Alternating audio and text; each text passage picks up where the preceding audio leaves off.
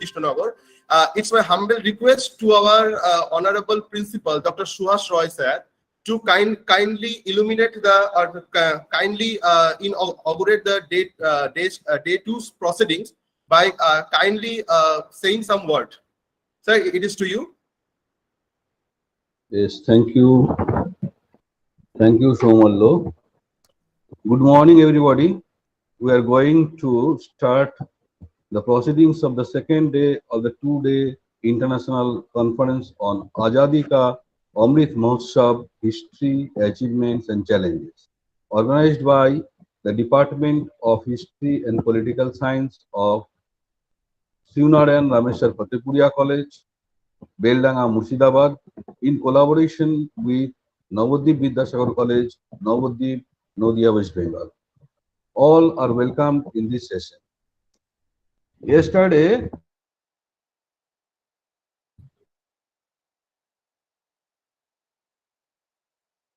explanation host Department of Kolani, West Bengal, India.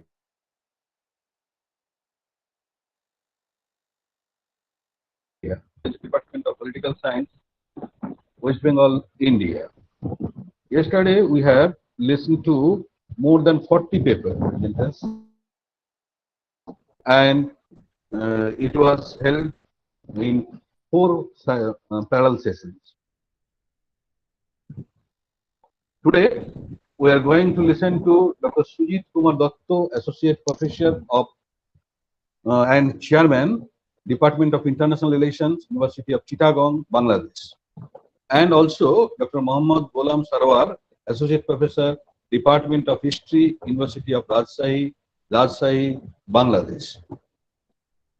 Today, in the pre-lunch session, we shall hear from Professor Datto and Professor Sarwar. In the post-lunch session, there will be 5 parallel technical sessions where paper presenters will present their presentations. The fate of now Bangladesh and erstwhile East Pakistan was originated by the partition of India during its independence in 1947. Today, we shall hear from 2 Bangladeshi experts who will visualize the Azadi Ka Amrit Mahotsav in their viewpoints, and we shall listen to him, and the achievements and challenges will be described by our other paper presenters.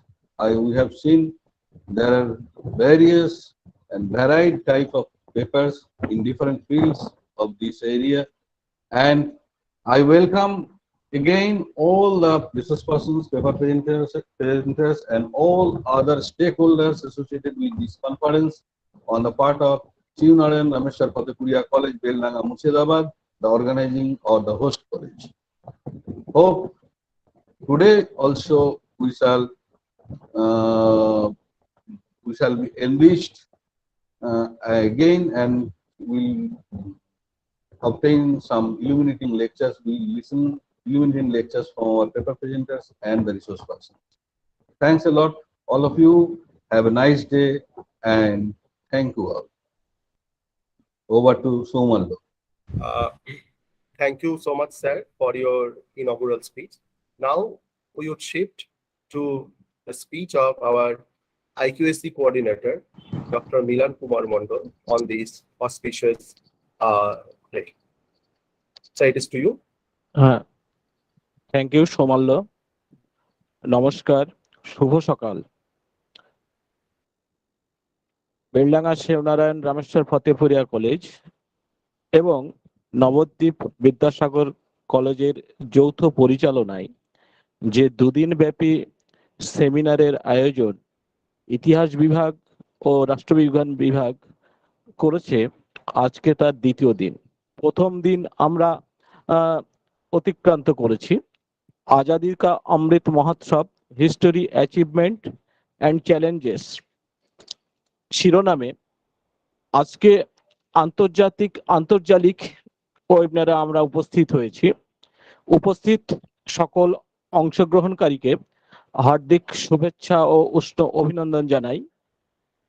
আমাদের কলেজের internal quality assurance sales থেকে, হ্যাঁ, এবং যে সমস্ত participant যারা বিভিন্ন রাজ্য থেকে এবং বাংলাদেশ থেকে আজকের এই আন্তর্জাতিক ওয়েবিনারে অংশগ্রহণ করছে যারা, তাদেরকেও শুভেচ্ছা জানাচ্ছি, অভিনন্দন জানাচ্ছি।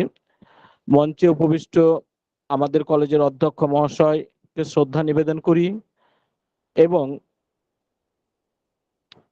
চট্টগ্রাম বিশ্ববিদ্যালয়ের অধ্যাপক সম্মানীয় ডক্টর সুজিত কুমার দত্ত মহাশয় ও রাজশাহী বিশ্ববিদ্যালয়ের অধ্যাপক সম্মানীয় ডক্টর গোলাম সারার মহোদয়দের যথাযথ সম্মান জানাই, অভিনন্দন জানাই, শুভেচ্ছা জানাই।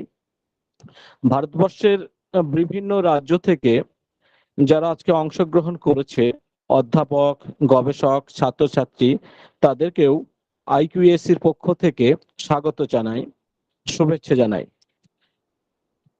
আমরা প্রথম দিন যে আমাদের সেমিনার, সেটা অফলাইন মোডে আমরা করেছি। দীর্ঘ লকডাউনের পর এই ধরনের একটা সেমিনার আয়োজন করার জন্য আমাদের কলেজ এবং নবদ্বীপ বিদ্যাসাগর কলেজ মূলত ইতিহাস বিভাগ ও রাষ্ট্রবিজ্ঞান বিভাগের সমস্ত অধ্যাপক অধ্যাপিকাদের কৃতজ্ঞতা জানায়, কারণ তারা যে ধৈর্য ধরে এবং অমূল্য সময় ব্যয় করেছেন, যার ফলে একটা সেমিনারকে আমরা একটা রূপ দিতে পেরেছি। সেমিনার সাফল্য বা ব্যর্থতা হলো তার মূল্যায়ন আপনারা করবেন। আইকিউসির পক্ষ থেকে তাদেরকে আমরা বিভিন্ন সহযোগিতা করছি এবং যারা অংশগ্রহণ করছে, আজকে যারা পেপার প্রেজেন্ট করবে, তাদের কাছ থেকেও আমরা মূল্যবান বক্তব্য শুনবো। বিশেষ করে আমাদের যে সম্মানীয় দুজন আলোচক রয়েছেন, তাদের বক্তব্য শোনার জন্য আমরা অধীর আগ্রহে রয়েছি। আমরা সেই বক্তব্য শুনবো। আশা করি আমরা সকলে খুব সমৃদ্ধ হব, ঋদ্ধি হব, আপনারাও সমৃদ্ধ হবেন। কলেজের আমার সকল সহকর্মী, গ্রন্থাগারিক, শিক্ষাকর্মী বন্ধুদের অভিনন্দন, শুভেচ্ছা জানাচ্ছি। তারা যে অংশগ্রহণ করছে তার জন্য আমরা ধন্য। আগাম এই ওয়েবিনারের সাফল্য কামনা করে আমি আমার বক্তব্য শেষ করছি। নমস্কার, ধন্যবাদ।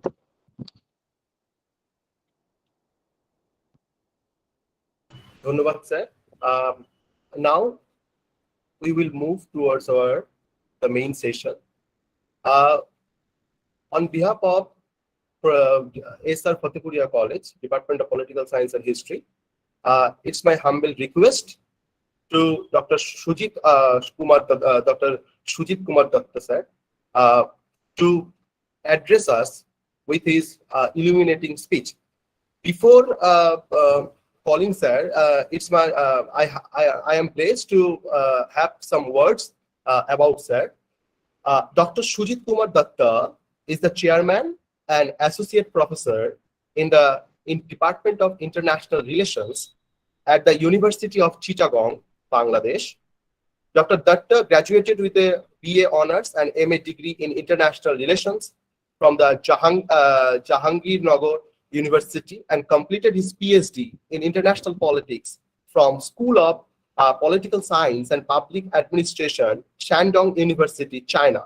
Dr. Datta has authored several articles, book chapters in renowned national and international peer-reviewed journals.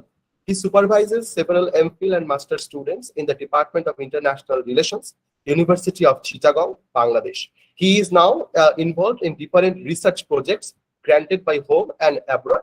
And many of you who from the faculty, from the field of political science, you will see that sir has several publications which is available also in the, there is a Facebook group like Indian Political Science Association. And if you follow the Facebook pages of sir, you will find that sir have several publications since after few months, it is always it's coming out. Now it is to sir to address us with his illuminating speech. Thank you, sir. To you. Am I audible now? Sir, unmute yourself. Yes, sir. Yes, sir. Sir, yes, Thank you very much, and thank you very much to invite me here. And this is the international conference on Azadi ka Amrit Mahotsav. the history, achievement, and the challenges. And I'm thank to all the organizers who invited me here. And this is the time of 75 years of independence of India, with the great excitement and tribute to the all freedom fighters of India. And I congratulate all the Indians on the 75 years of independence of India. So I'm going to talk about the transformation of Sino-Indian policy toward the South Asia from the 1950 to 2022. And I'll analyze it from the South Asian perspective. You know, that's the South Asian. In the case of, there are 8 countries in the South Asian regions. The steady growth of China and the rising India actually defines the Asian century, with the corresponding impact of the, in the case of domestic landscape, and effective in the regional and global order in the case of 21st century international politics. China has fought the centuries and maintained the connection with South Asian nations, and Chinese travelers has written extensively about the regions. And China shares its boundary to the 5 South Asian countries like the Nepal, India, China, Afghanistan, Bhutan. And other 3 countries are linked with the maritime domains. And on the other side, there are geographical link with the mountains and rivers of the South Asian countries and the China. While India is far behind from the China and the ranking the world economy, democratic institutions and the other sides, and Indians happen to place New Delhi's good books of the great authorities, particularly in the case of United States of America and other big powers. So South Asia has not also been capable to create a value chain for the China in the case of global market, and China generally looks to South Asia for the several perspectives. Nonetheless, geographically, India promoted South Asian related diplomacy in the case of running century as the neighborhood policy towards the South Asian nations. Even India is a vital country in South Asia and the leading country who can manage the South Asian regional security in this perspective. So the purpose of my research and significance of my research, you can say, on the ground of geographical locations, India is the supreme influential nations in the South Asian region, and there is no doubt in this case, and which always wants to lead the whole South Asian regions. But some other South Asian small countries like the Bangladesh, Sri Lanka, Nepal, Afghanistan, even though Maldives wants to actually continue to make a good relation with China only for the economic relations. And we can see for that reason there is an unofficial conflict, cooperations as well rival situations between the China and the India in the framework of the South Asian politics. But some of South Asian small countries want to take advantage on these 2 Asian giant, India and China's competition situations. And we can see China is always trying to cooperate in the area of economic sides in the name of mega projects. And now China invested in lots of money in the case of South Asian regions to operate in the many types of mega projects in the case of Bangladesh and other South Asian countries. Besides this, growing Chinese effect in South Asia is a great tension for the India. India always want to take in the Chinese influence in the case of different form in the South Asian regions.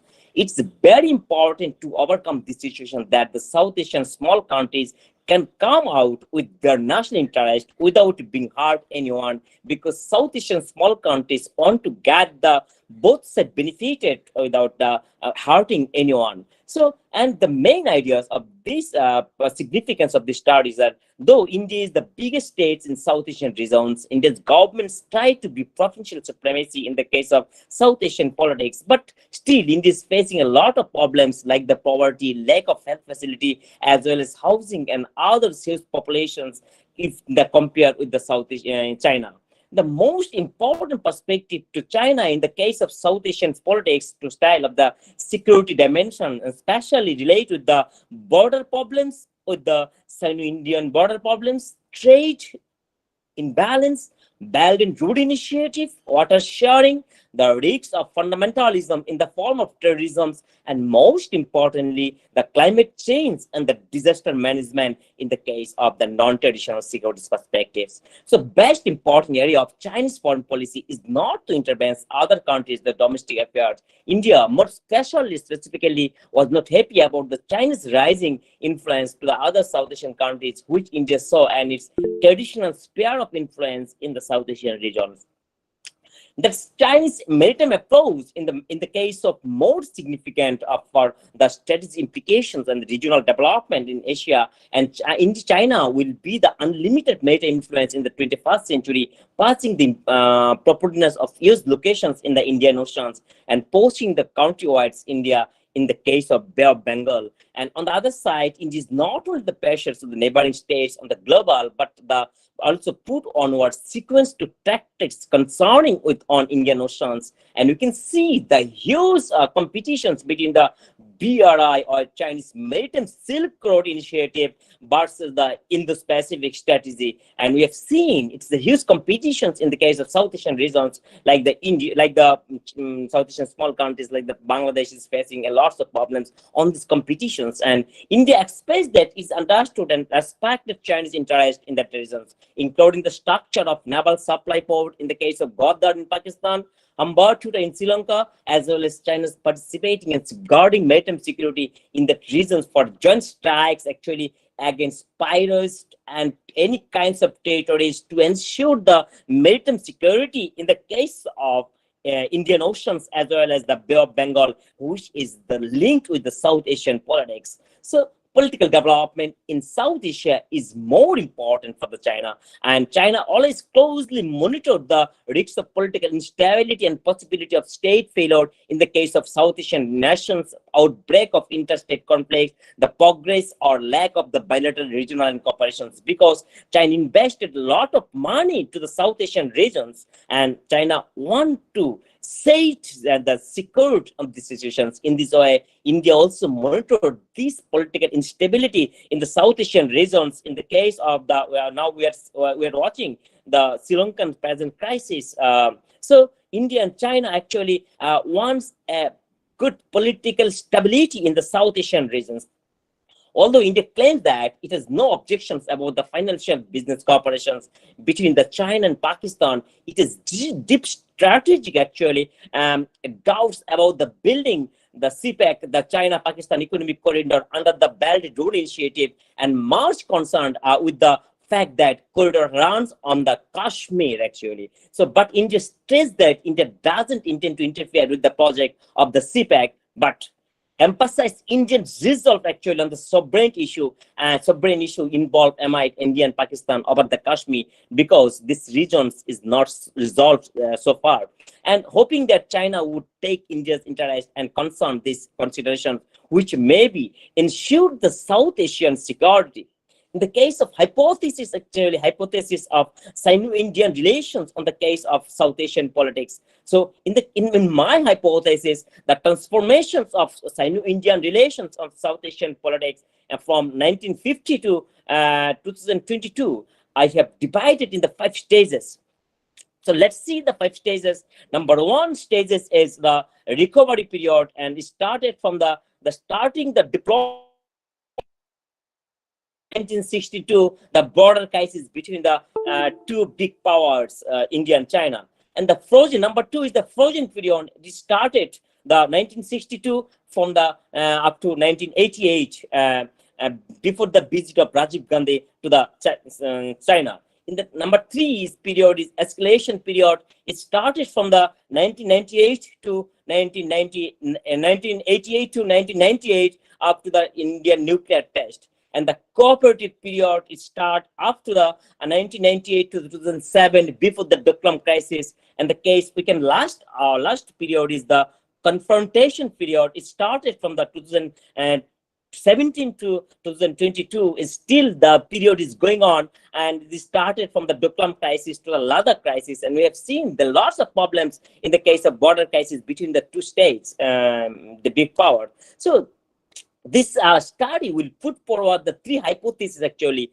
and derived from the combined effects of the independent and dependent variable actually, and which are based on facts of Sino-Indian transform relationship in the case of South Asian politics. So number 1 hypothesis is the historical Sino-Indian transformative relationship in South Asia are mixed with the cooperation and competition in the case of many areas. We have find a lot of things in the case of Sino-Indian relations. In the case of South Asia are more competitions, are more cooperations. And number two hypothesis is there are several factors have transformed the Sino-Indian relationship in the case of South Asian, and these factors are actually the historical legacy, economy, soft power, Indian nuclear test in 1998, Doklam standoff in the case of 2017, individual leadership quality, and common employment and social changes. Great power impacts, especially the United States of America and the Russia in the case of 21st century after the collapse of Soviet Union, and are the key factor to transform the Sino-Indian relationship in the case of South Asian politics. Number three hypothesis is Indian dominant control in South Asia and Indian Ocean regions has been hampering its relations with the China. So both India and China want to influence the South Asian politics, and that's created huge competitions and rival situations between the two big powers, Asian big powers, India and China. So my main research questions actually, this research will examine the difficulties and opportunities for transforming the Sino-Indian relationship in South Asia from 1950 to 2022, and research questions relate to the why and how they change, and what the underlying determinants of the transformations of the both states' behavior in the context of South Asian politics. So thus this study actually seeks to explain the transformation of its Sino-Indian relationship in the case of South Asia. For the following question, the main research questions of my study is, what factors have contributed to transform the Sino-Indian relationship in South Asian factors? So underlying the factors to transform the South Asian relations, and there are sub-questions to support my main questions. Number one sub-questions is how the bilateral and multilateral factors can transform the Sino-Indian relationship in the South Asia, and why do China and India seek to transform their relationship regarding the South Asian in the case of Indian Ocean too? How does great powers impact have transformed in the Sino-Indian relationship in the South Asian? In the case of great powers, I mentioned two great powers. One is the United States of America, and the another is the Russia. So factor to transform Sino-Indian relationship in South Asians, I identify 7 specific factors, and in generally, number one factors is the historical legacy in the case of, and India got the independence in the 1948-47 from the British colony, and in the case of China actually got the independence 1949. There is a historical relations, historical legacy between the two countries. In the case of number two is the economy. Number three is the soft power politics in the case of global internet politics, and Indian nuclear test in 1999 is a more impact program, and the Klum standoff in 2017, and individual leadership quality and great power impact in South Asian politics, especially in US's role in South Asian politics and Russia's role in the case of South Asian politics. And we have seen the recent categories in the case of Ukraine crisis, and in the case of Ukraine crisis and Taiwan crisis, and also got the same great power impact in the South Asian politics. So related to other areas of the world, South Asia has not been the foremost priority of either the United States of America or the USA, or USA, China, or Russia since the competition of the Cold War actually. So though the 1990s, India's financial rise and its explosion of the nuclear bomb injected in 1998 a new dimension of the complexity to the regions, South Asia still has not acquired a significant deviations of the United States of America and Russia and Chinese extreme strategy perspective. In fact, the breakdown of Soviet Union in 1991 and that concluded the Cold War bipolar conflict between the United States and USSR rather easy is the actual safety situation in South Asia, thus reducing the significance of the regions. But the turn came after 9/11 terror attack and brought crucial reorientation the U.S. external strategy perspective in the case of South Asian regions, and in the case of South Asian region to counter the Al Qaeda in Afghanistan in 2001. And we have seen a transformation of Sino-Indian relations. And let's see, the 1st April in 1955, the start of the formal diplomatic relations between the India and China actually. So China-India established diplomatic relations in 1st April 1950, and India was the first non-socialist country to establish relations with the People's Republic of China, which is more important things. And Hind Chini Bye Bye has become a more vital slogan for the time and much told story of the history of the bilateral exchange. That's why the historical legacy is more important to transform the Sino-Indian relationship in the case of South Asian politics. In 1954, we've seen the Chinese Premier Zhou Enlai visited India, and China and India signed the joint statement and jointly advocated the five principle of peaceful coexistence. And in the same year, Indian Prime Minister Nehru visited to China, and he was the first head of the government and non-socialist country who visited China since the founding of the People's Republic of China. So it's more important things for their both countries' bilateral relations. In 1955, we have seen the Premier Zhou Enlai, the Prime Minister Nehru attend the Asian African Conference, in which 29 countries actually participate in Bandung, Indonesia, and jointly advocated the Bandung spirit of solidarity, friendship, and cooperations, and started a very close relations between this India and China. So in 1962, the border conflict actually has hampered these both countries' relationships and a serious setback of bilateral relations. And it actually, after the 14 years, in 1976, China and India want to restore the diplomatic relations and try to improve the bilateral ties, and gradually, and most importantly, it happens in 1988 when the Indian Prime Minister Rajiv Gandhi visited China, initiating the process of normalizations of bilateral relations. The two sides agreed to look forward and develop bilateral relations actively in other fields while seeking mutual and acceptable solution to the boundary questions. So it's more important. It's a huge burning issues, and we have started after the frozen relations between the two countries. It is time to escalate the relations between the two states after the visiting of the Prime Minister Rajiv Gandhi in 1988. So in the 1991, the Prime Minister Li Peng actually visited again the China in India. The Prime Minister levels mutual visits were restored after the decades of suspensions of the two states, the bilateral relations, diplomatic relations. In 1992, the Indian President Venkataram visited in the China, and he was the first president who visited China since the independence of the Republic of India. So in 1993, Indian Prime Minister Narasimha Rao visited China and agreed between the government of China and the government of India the maintenance of the peace and tranquility, along with the line of control, line of actual control in the case of India-China border area was signed. And in 1996, President Jiang Zemin visited India, and he was the first head of the state from China who visited India since the establishment of bilateral ties, and both sides agreed to build a constructive partnership of cooperation oriented towards the 21st century. An agreement between the government of China and the government of India on the confidence building measures in the case of military feat along the line of actual control in the case of India-China border area was signed. In 2000, we have seen Indian President K.R. Narayana visited the China in the occasion of 15th anniversary of establishment of formal diplomatic relations between the two states, India and China. In 2022, the Premier Joe Ronji visited India. Both sides agreed to enhance mutual understanding and trust to promote exchange and cooperations in the case of various fields and to ensure the traditional and non-traditional security. And in 2003, Indian Prime Minister Bajpayee visited the China. The two sides signed the declarations of principle of comprehensive cooperation between the two Indian-China relations and agreed to establish the special representative and meeting mechanism on the India-China boundary questions. In 2005, we have seen the Premier Ron Jibao visited India.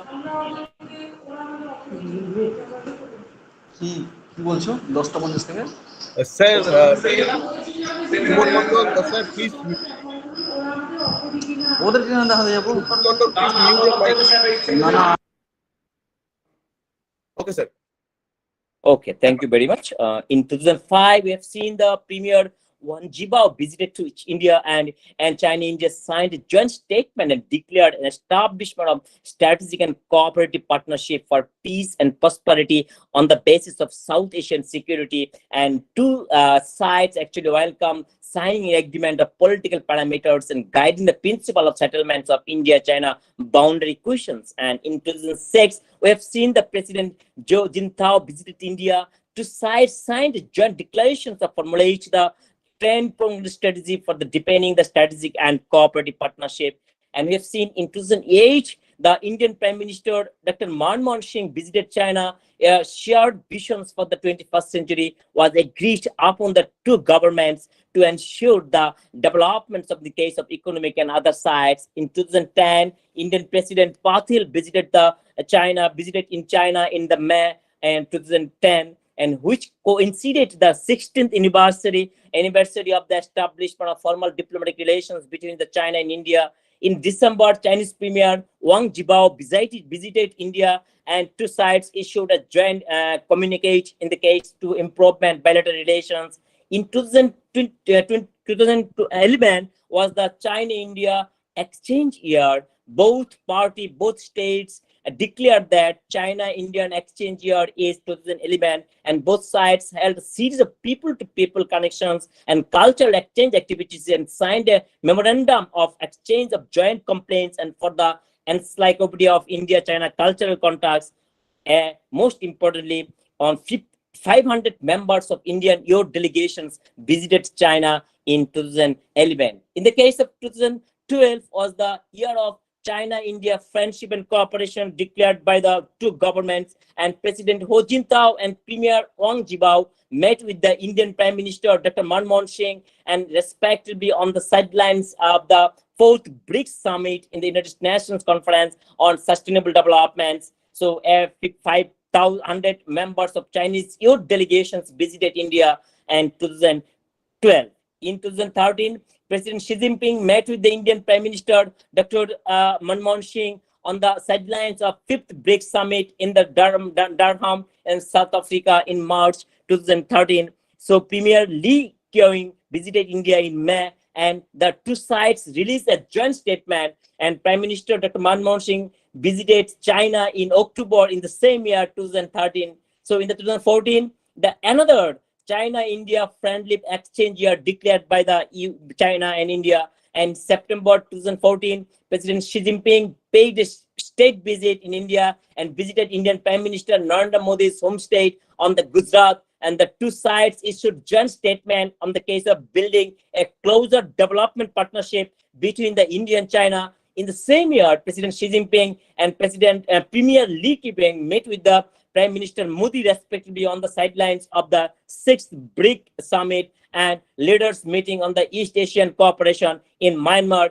in 2014.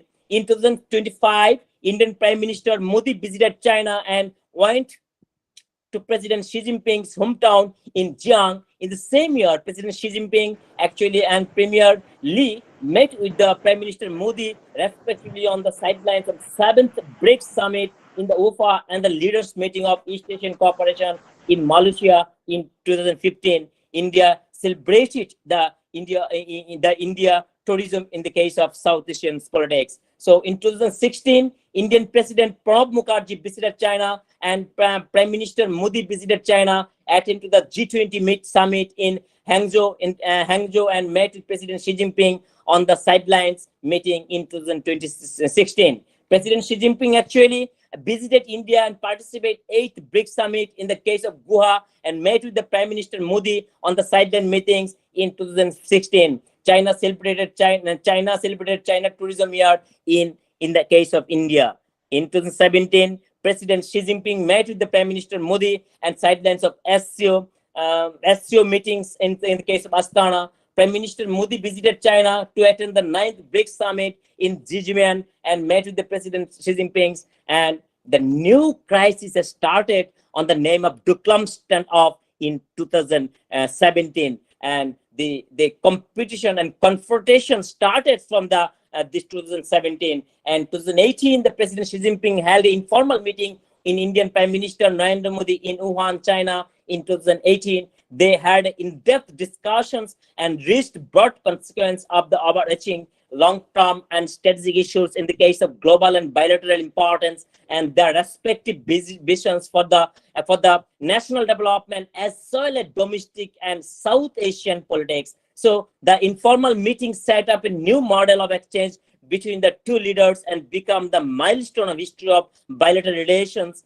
And in the same year, Prime Minister Modi visited China to attend the SCO summit in the Qingdao and met with the President Xi Jinping on the sidelines. The two leaders met again in the sidelines on the 10th BRICS summit in the G20 meeting in the case of the same year in 2018. On May 22, and the Chinese and Indian troops clashed in the case of Ladakh, leaving 18 soldiers actually injured. Following the skirmishes and Sikkim tensions between the two countries, and the grew the Ladakh with a build of troops of multiple locations. There were 20 Indian soldiers and unknown numbers of Chinese soldiers killed on the night of 15 and 16 June. And after the start of the COVID-19 pandemic and Ukraine crisis and Sino-Indian trade war actually impacted a lot of things that transformed the Sino-Indian relations in the case of South Asian politics. So now let me see what are the future challenges for the Sino-Indian relationship in the case of South Asian politics. So I find the four challenges for the future of the Sino-Indian relation in South Asian politics. Number one challenge is political consensus has not yet been translated into the political reality. So we need to accompany the two big powers of South Asian, big power Asian power in the case of South policies. They need to identify, clarify the political reality. At the meeting in the case of Wuhan, the two countries reached a number of important consensus on this policy. Number two is the potential of economic and trade investment still has been more expressed. The India-China industrial structure has its own characteristics with the software, hardware complementary advantage.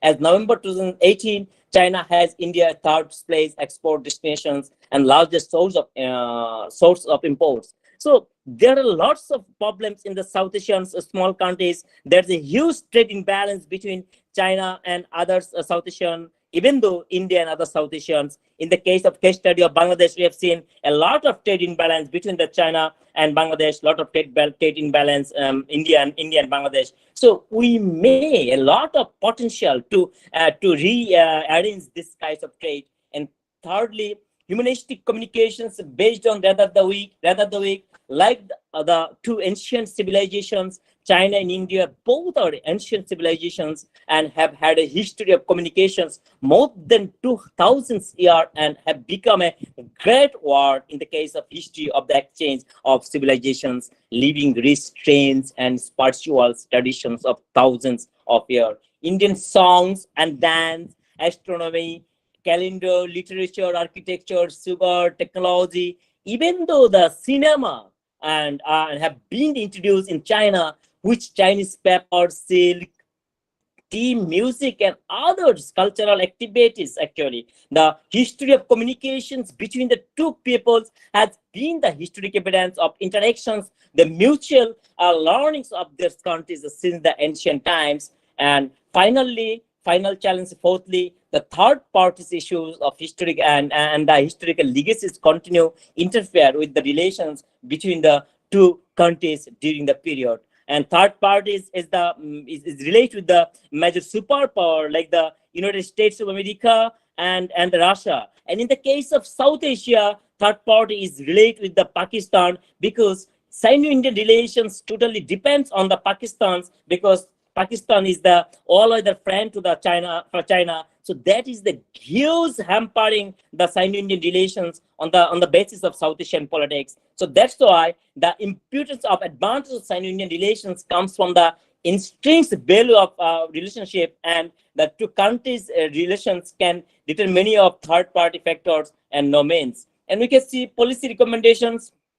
Some policy recommendations for improvement of Sino-Indian relationship in the case of South Asian politics. So there are some policy recommendations and potential areas which may sponsor actually the addition steady and support the Sino-Indian relations, two-sided relations in the context of South Asian politics in the case of future, and to improve these relations. Number one is the China and India should solve the boundary issue.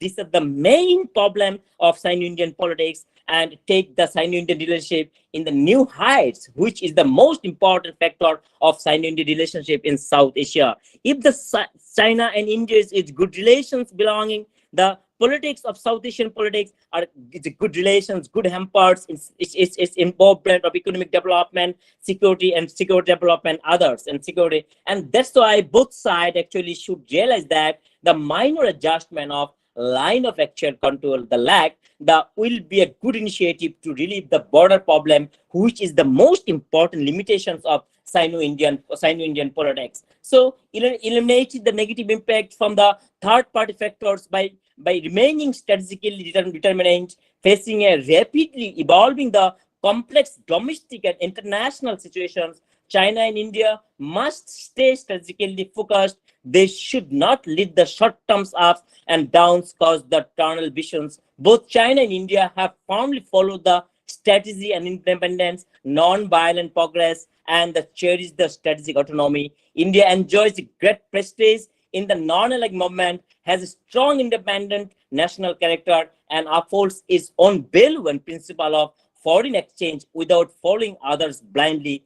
These national characteristics actually are greatly appreciated by the Chinese people, and form an important for the India to build its place in multiple world systems. And this world order of the case of global stage, we're now watching this world order is running by the multipolar, not the unipolar or multi or bipolar. So China and India need to transform their financial model with the international trade policy. It will help both parties, and it must be positively impact in the South Asian politics. Likewise, the current international policy need to change. Actually, there are many clauses in the countries of the import-export laws, which is the obstacles to South Asian countries invest in the China and India. By correcting these policies and regulations, China and India must create an open conditions for the South Asian countries. And now, China, the ongoing Sino-USA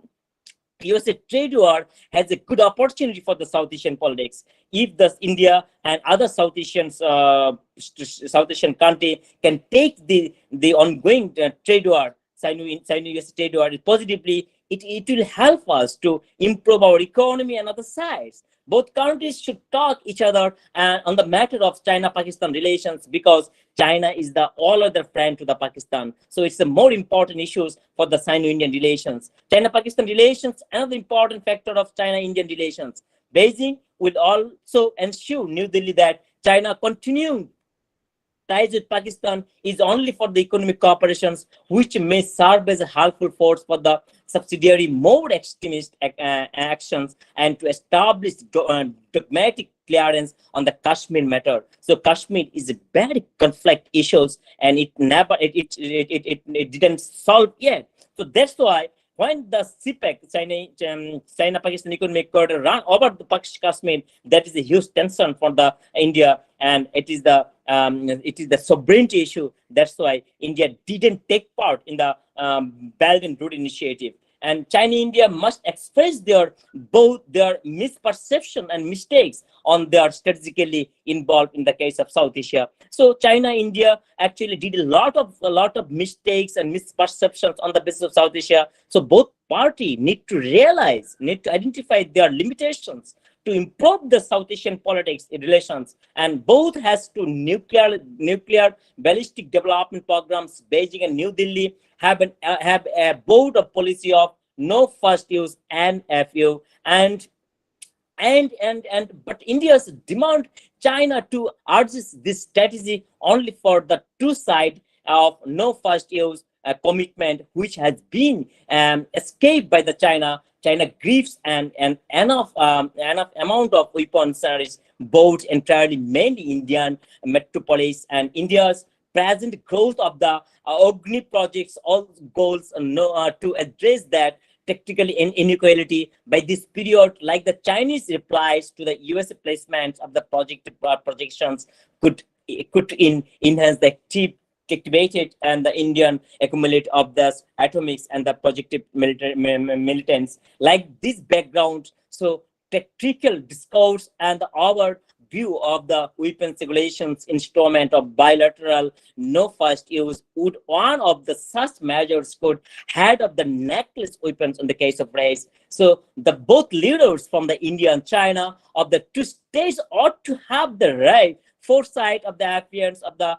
outside of the study of the safety of prisons. There are many zones in which China and India could collaborate in South Asia, mutually two states care, Panchashila or five principles of peaceful coexistence and the basic foreign policy of the two states. And on this other side, the two states face control policy and intervention in the international matter as the two major Asian emerging states, India and China, also pursue extra reasonable, just and reasonable global financial direction so that worldwide actually South Asia can better advantage from the 21st century's global economic systems. South Asia actually is a further most significant market for the both countries. China and India have great potential to enlarge the trade to the South Asian countries, which is unhappily insufficient so far. So China and India can acquire from the each and other their limited areas, which may help the South Asian small countries and improve economic developments. So China and India should realize their own mutual interests and benefits, which will cooperate in the case of coming decades as far as their mutual bilateral relations with other states. So China and India need to transform their relations in the case of financial model with international policy ties, and both countries should take each other matter. China, Pakistan thinks, and is the most important. And China and India must express their misperceptions, and the leaders of the two states ought to have the four things, and they must be cooperate in the case of South Asian politics. And South Asia, furthermore, the significant market for the both countries, and there is a lot of scope to improvement their trade policy. And in the recently, last 15 days ago, the Chinese foreign minister visited Bangladesh, and they have got the 98% products are free of things, but 2% products are the main products we export, that like the cloth, like the leathers, we need the 2%. So if you're thinking about the present scenario of South Asian politics, Sri Lanka is facing a lot of problems, Afghanistan is facing a lot of problems, Pakistan is facing a lot of problems, and that's a huge unstable situation in South Asian politics. If China and India actually run all together to resolve these things, it will be better for the South Asian politics. I think when this South Asian, because after the COVID-19 pandemic from the 2022, and still now we are facing a lots of problems regarding the COVID-19 pandemic. And after that, the Ukraine crisis is a huge impact, is negative impacted of South Asian politics in the case of South Asian countries' economic development and other facilities. But the recent things is more important, the Taiwan crisis. If the Taiwan crisis creates a huge impact, it will be the huge negative impact in the South Asian politics. And I think now Bangladesh and other South Asian countries are always acknowledge the Chinese one China policy. Yes, but if the third parties plays a vital role to unstable the South Asian politics and other than unstable the global politics, it's a very important thing for the international political economy. So to ensure the international political economy, South Asia is part of this, and we need to resolve all the conflictual issues between the Sino-Indians. So there are lots of problems, and main problems of the South Asia, India and China are related to the border crisis. So besides there are some huge cooperation area. You can see that the Ukraine crisis, in the case of Ukraine crisis, we have seen China and India are all together in the case of Russian side. So both parties actually need a steady world, need a stable world to develop their own economy. And China is the number 2 economy in the case of globally after the USA, and hopefully they will cross the US economy after the 2 years.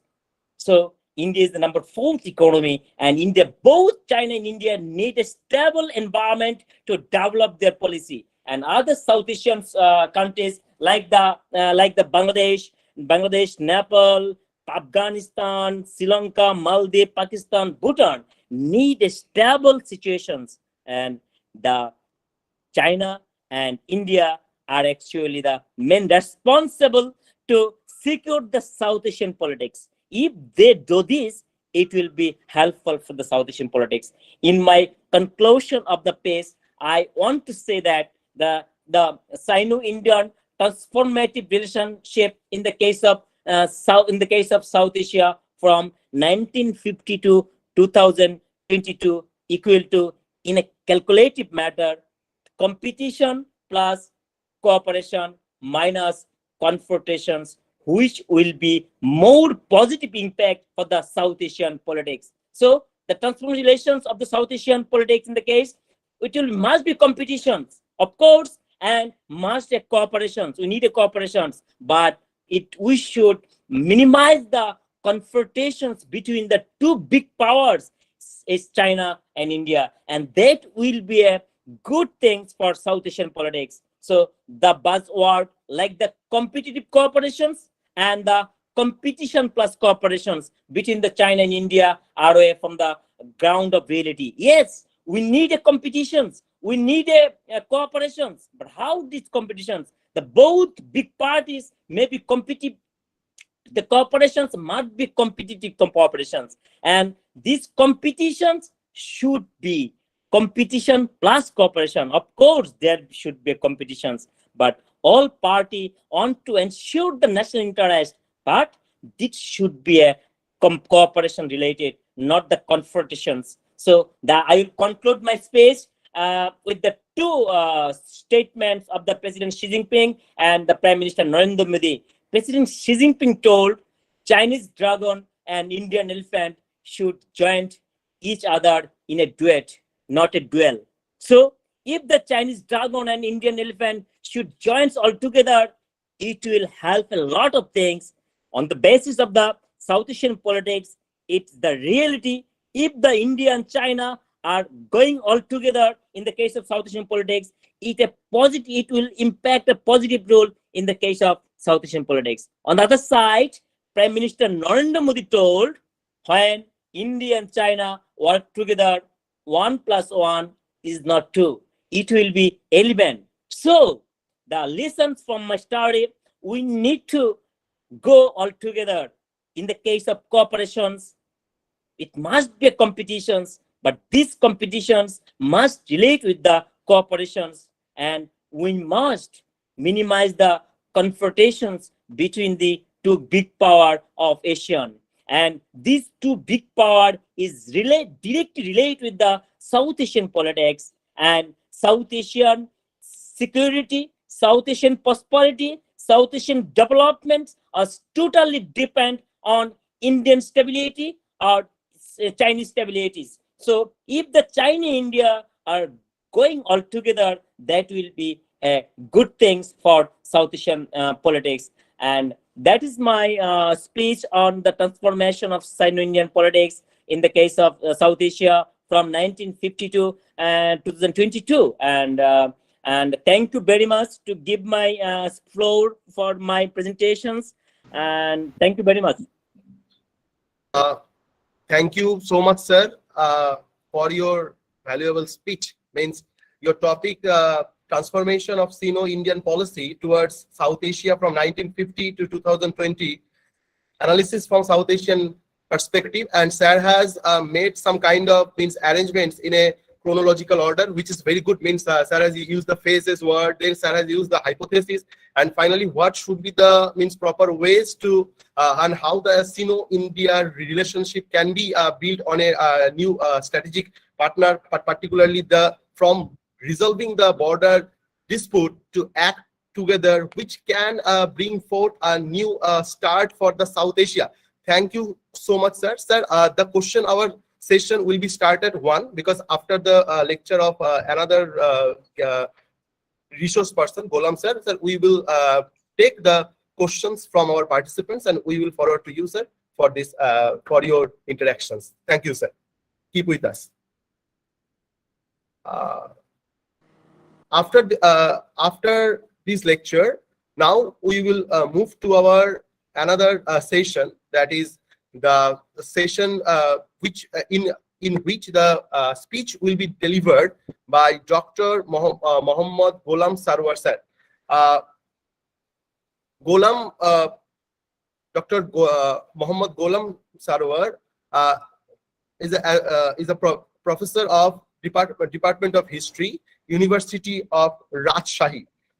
It's an sir will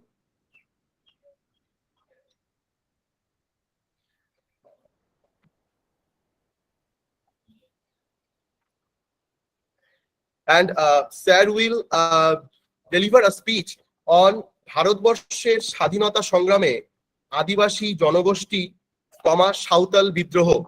Now, on behalf of Department of Political Science and Department of History, SR Fatehpuria College and Navodip Vidyasagar College, I would like to request Professor Dr. Mohammad Golam Sarwar sir to kindly illuminate us through your valuable speech. Now it is to you, sir. Hello. Yes, sir.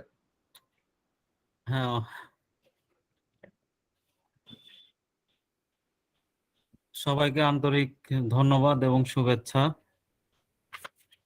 আমার প্রবন্ধের বিষয় ভারতবর্ষের স্বাধীনতা সংগ্রামে আদিবাসী জনগোষ্ঠী সাঁওতাল বিদ্রোহ 1855 থেকে 57।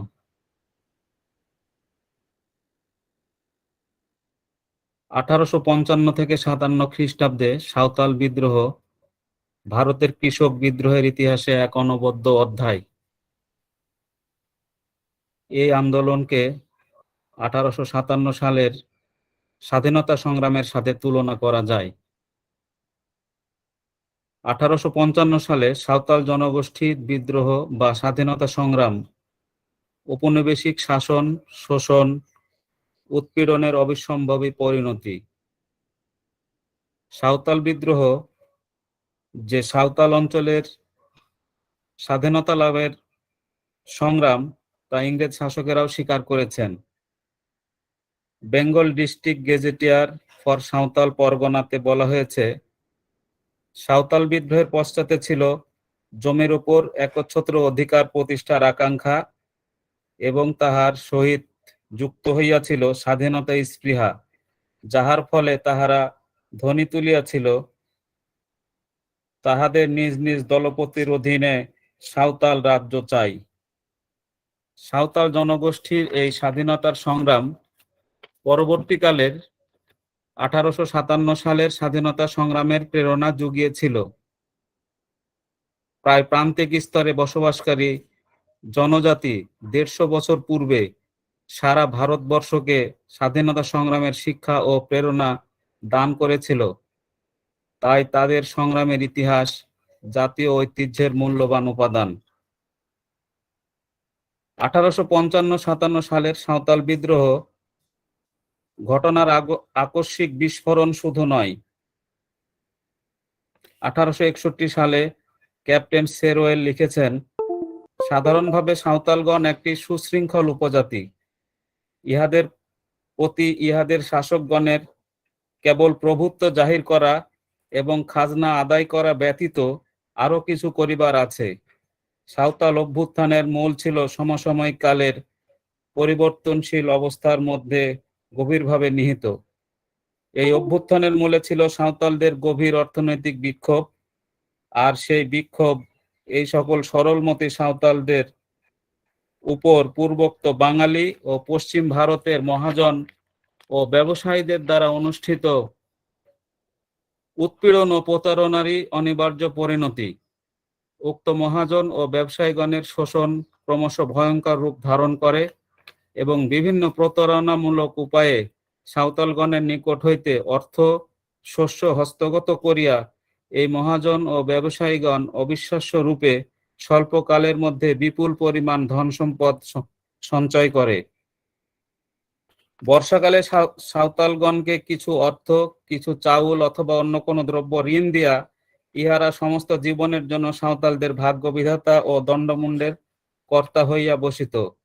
ফসল কাটার সময় আসিলেই এই মহাজনগণ গরুর গাড়ি ও ঘোড়া লইয়া বাৎসরিক আদায়ের জন্য বাহির হইত। তাহারা ইহাদের খাতক সাঁওতালদের বাড়ি উপস্থিত হইলে সাঁওতালগণকেই মহাজন ও তাহার লোকজনদেরকে আহার্যের ব্যয় বহন করিতে হইত। মহাজনগণ আসিবার সময় একটা পাথরের টুকরা সংগ্রহ করিয়া তাহাতে সিঁদুর মাখাইয়া রাখিত। ইহা দ্বারা সাঁওতালদের বোঝানো হইত যে ওজন নির্ভুল। মহাজনগণ এই পাথরের টুকরার সাহায্যে ওজন করিয়া তাহাদের সাঁওতাল খাতকদের জমির সমস্ত ফসল হস্তগত করিত, কিন্তু তাহাতেও খাতকদের ঋণের পরিমাণ কিছুমাত্র হ্রাস পাইত না।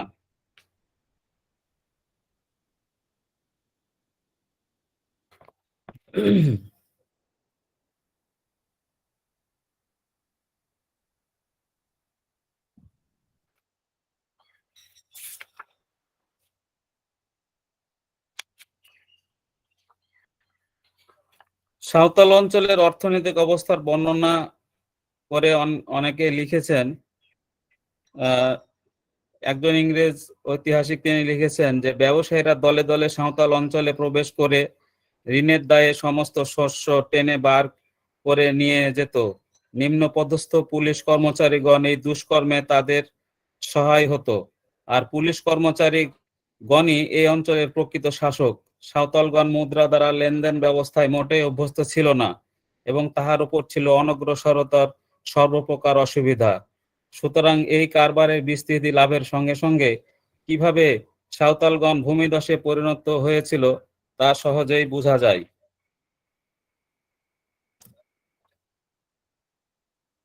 সাঁওতালি ভাষায় সাঁওতাল বিদ্রোহকে বলা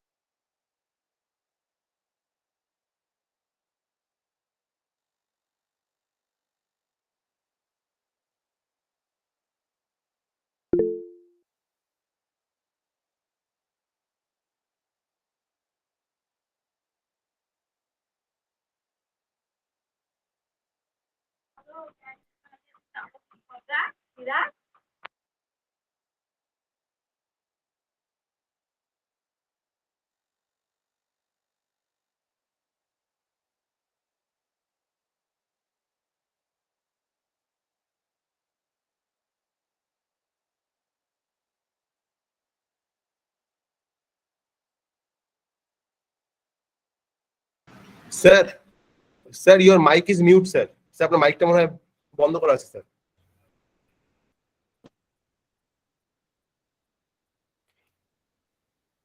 একসাথে মহাজনদের উৎপীড়ন, পাশাপাশি জমিদাররা এই অঞ্চলে সাঁওতাল বিদ্রোহ যে অঞ্চলে সংগঠিত হয়েছিল সে অঞ্চল ছিল একসময় দামনিকো, অর্থাৎ সেখানে মানুষের এই অঞ্চলে সহজে মানুষ মানে প্রবেশ করতে পারতো না, কিন্তু তারা এই অঞ্চলে প্রচুর পরিশ্রম করে সেই অঞ্চলের জমিগুলিকে বন জঙ্গল পরিষ্কার করে তারা কৃষির উপযোগী করেছিল। পরবর্তীকালে এই অঞ্চলকে উপনিবেশিক শাসকেরা ইংরেজরা জমিদারদের নিকট বন্দোবস্ত দিয়েছিল। তো জমিদাররা এই অঞ্চলে তাদের এক ধরনের শোষণ ব্যবস্থা গড়ে ওঠে।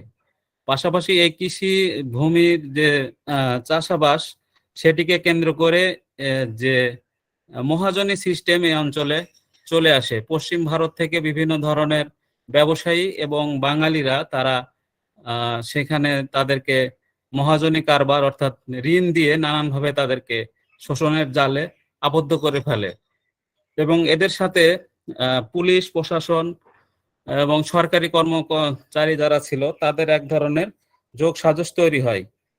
তো সব মিলে একটা যে শোষণমূলক পরিস্থিতি তার বিরুদ্ধে 1855 সালে সাঁওতাল বিদ্রোহ আমরা মানে অনুষ্ঠিত হতে দেখি। সাঁওতাল বিদ্রোহের ভিতর দিয়ে ভারতের স্বাধীনতা সংগ্রামের একটা অধ্যায় আমরা দেখি। আহ 1855 খ্রিস্টাব্দে বীরভূম, বাঁকুড়া, ছোটনাগপুর, হাজারিবাগ এই অঞ্চল হতে এই অঞ্চলে আমরা সাঁওতাল বিদ্রোহের এলাকা দেখতে পাই। তো যেখানে তো সেখানে বলা হচ্ছে যে শোষণ, অত্যাচার, অবিচার হইতে এই বিদ্রোহ সৃষ্টি হয়, সেই বিদ্রোহের ভিতর হতেই জন্ম হয় এর নেতৃত্ব। সাঁওতাল পরগনার ধুমায়িত বিদ্রোহের মধ্যে হইতেই বাহির হইয়া আসিলেন সাঁওতাল বিদ্রোহের নায়ক সিধু কানু চাঁদ ভৈরব। সিধু কানু চাঁদ ভৈরব সাঁওতাল বিদ্রোহের নেতা ছিলেন এবং তারা 4 ভাই, তারা সাঁওতাল জনগোষ্ঠীকে এই বিদ্রোহে নেতৃত্ব দিয়েছিলেন। তো জনগণকে সমাবেশিত করার জন্য তারা ঐশ্বরিক ভাবনার আশ্রয় নিয়েছিলেন। সিধু কানু তারা জনগণের কাছে তারা বার্তা পৌঁছেছিল যে ঠাকুর তাদের কাছে সাদা কাপড় এবং তাদের কাছে লিখিত ভাবে চিঠি পাঠিয়েছে, যার মাধ্যমে তারা সাঁওতালদের সমস্ত অন্যায়ের বিরুদ্ধে রুখে দাঁড়ানোর জন্য ঠাকুর তাদেরকে নির্দেশ দিয়েছে এবং সাঁওতাল রাজ্য প্রতিষ্ঠার জন্য তাদেরকে আহ্বান জানানো হয়েছে। তো এইভাবে 1855 খ্রিস্টাব্দে 30 জুন সিধু কানুর গ্রাম ভাগনাদিহিতে প্রায় 400 গ্রামের প্রতিনিধি হিসেবে 10,000 সাঁওতাল সেখানে উপস্থিত হয়। সিধু কানু সেখানে বক্তৃতা করেন। তারা একে একে আদিবাসী জীবনের যে সুখ দুঃখের কাহিনী, ইংরেজ জমিদার, পুলিশ, মহাজন তাদের অত্যাচারের কাহিনী এবং জমিদার মহাজনদের যে বংশ পরম্পরায় তাদেরকে যে দাসত্বের শৃঙ্খলা আবদ্ধ করে ফেলছে, সেই সব নিয়ে শোষণের বিরুদ্ধে জনগণকে সেখানে সংগ্রামে অবতীর্ণ হওয়ার জন্য বক্তৃতা করেন। এর মধ্যে দিয়ে তারা উজ্জীবিত হয়। তো এই সমাবেশের পরে সিধু কানু ঘোষণা করেন যে ইংরেজ সরকার মানে এখানে ইংরেজ শাসন, তাদের কাছে কোনো ধরনের ট্যাক্স দিবে না, জমিদারদের কোনো ধরনের কর্তৃত্ব মানবে না। সেই নিয়ে তারা ভাগলপুরের কমিশনার, কালেক্টরেট ও ম্যাজিস্ট্রেট, বীরভূমের কালেক্টরেট ও ম্যাজিস্ট্রেট, দিঘি থানা ও টিকরি থানার দারোগা এবং আশপাশের যে জমিদারগুলি ছিল তাদের কাছে তারা চিঠি পাঠায় এবং তাদের কাছে মানে উত্তর দাবি করে। তো এইভাবে ঘোষণা দিয়ে সাঁওতাল নেতৃবৃন্দ ঘোষণা দিলেন যে তারা বাঙালি ও পশ্চিম মহাজনদের তারা উচ্ছেদ করতে চায়, কিন্তু যারা নিম্ন স্তরের সাথে মানে আছে, তাদেরই সমপর্যায়ে যে সমস্ত বাঙালি জনগোষ্ঠী আছে তাদের বিরুদ্ধে তাদের কোনো ক্ষোভ নাই। তো হান্টার লিখেছেন যে 30 জুনের সমাবেশের ভিতর দিয়ে তারা কলকাতা অভিমুখে যাওয়ার সিদ্ধান্ত নিয়েছিল এবং সেইভাবে তারা প্রায় 30,000 জনগোষ্ঠী অগ্রাভিযান করে। তো তারা কিছুদিন চলার পরই তাদের রসদ শেষ হয়ে আসে এবং ধীরে ধীরে তারা এক ধরনের সশস্ত্র রূপ তাদের মধ্যে দেখা যায়। রসদ শেষ হওয়ার পরই পরিচালকহীন ক্ষুদ্র ক্ষুদ্র সশস্ত্র দল ক্রমান্বয়ে বিপজ্জনক হয়ে ওঠে। তারা বিভিন্ন জায়গায় লুণ্ঠন এবং তারা মহাজন এবং যারা তাদেরকে দীর্ঘদিন ধরে শোষণের ভিতরে নিয়ে গেছে তাদের ঘর বাড়ি আক্রমণ করতে থাকে এবং লুট চালাতে থাকে। তো সে সময় মহাজন এবং জমিদাররা দিঘি থানার দারোগা মহেশলাল দত্তকে তারা সিধু কানুকে গ্রেপ্তারের জন্য অনুরোধ জানায়। মহেশলাল দারোগা তাদেরকে গ্রেপ্তারের জন্য আসে এবং একটা পর্যায়ে থানার পুলিশের সাথে তাদের সংঘর্ষ হয়, মহেশলাল দারোগা নিহত হন। এইভাবে পুলিশের ওপর আক্রমণের সফলতার ভিতর দিয়ে ক্রমান্বয়ে তাদের ভিতরে যে বিদ্রোহের যে মূর্তি সেটা ক্রমান্বয়ে আরো বেশি উজ্জীবিত হতে থাকে। তো এই সময় 2 ভাই সিধু কানু ঘোষণা করেন যে হুল আরম্ভ হইয়া গিয়াছে, চারিদিকে শালের ডালা পাঠাইয়া দাও, এখন আর দারোগা নাই, হাকিম নাই, সরকার নাই, আমাদের রাজা আসিয়া গিয়াছে। তো সে সময়কার একজন সাঁওতাল লেখক তিনি হর করেন মারে হাপা রম্বা রিয়াক কথা একটি গ্রন্থ রচনা করেছেন, যেখানে সাঁওতাল বিদ্রোহের এই বিষয়গুলি মানে সাঁওতালরা কিভাবে এই আন্দোলন পরিচালনা করেছিল সে সম্পর্কে তিনি বর্ণনা দিয়েছেন। তো সেখানে লেখা আছে যে রাজা মহারাজাদের খতম করো, দিকুদের গঙ্গা পার করিয়া দাও, আমাদের নিজেদের হাতে শাসন ক্ষমতা চাই। তো 1855 সালের 7 জুলাইয়ের মধ্যে বিদ্রোহ ক্রমান্বয়ে বিস্তৃতি লাভ করতে থাকে এবং তারা সশস্ত্রভাবে সাঁওতালরা ক্রমান্বয়ে আরো বেশি সশস্ত্র হতে থাকে। তারা ইংরেজ জমিদার এবং মহাজন গোষ্ঠীকে তাদের আক্রমণের লক্ষ্যবস্তু করে তোলে। সমসাময়িক কালের একজন লেখক বলছেন, অবশেষে যখন বিদ্রোহের আঘাত আরম্ভ হইল, তখন এই অঞ্চলে নিযুক্ত 1200 সৈন্যকে 80 মাইল ব্যাপী বিদ্রোহাঞ্চলের কোথাও খুঁজিয়া পাওয়া গেল না। এক পক্ষকাল ধরিয়া সাঁওতাল বিদ্রোহীরা পশ্চিমের জেলাগুলি ধ্বংস ও হত্যার বন্যায় প্লাবিত করিল। জুলাই মাস শেষ হইবার পূর্বেই শত শত গ্রামে অগ্নিসংযোগে ভস্মীভূত করা হলো। কয়েক সহস্র গরু মহিষকে সাঁওতালরা তাড়াইয়া লইয়া গেল।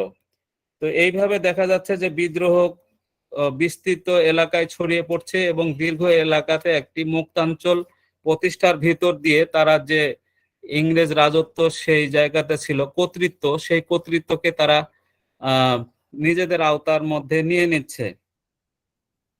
1855 সালের ক্যালকাটা রিভিউ পত্রিকাতে এ সম্পর্কে বলা হয়েছে যে এইরূপ আর কোনো অদ্ভুত ঘটনা ইংরেজদের স্মরণকালের মধ্যে দক্ষিণবঙ্গের সমৃদ্ধিকে বিপদগ্রস্ত করিয়া তুলে নাই।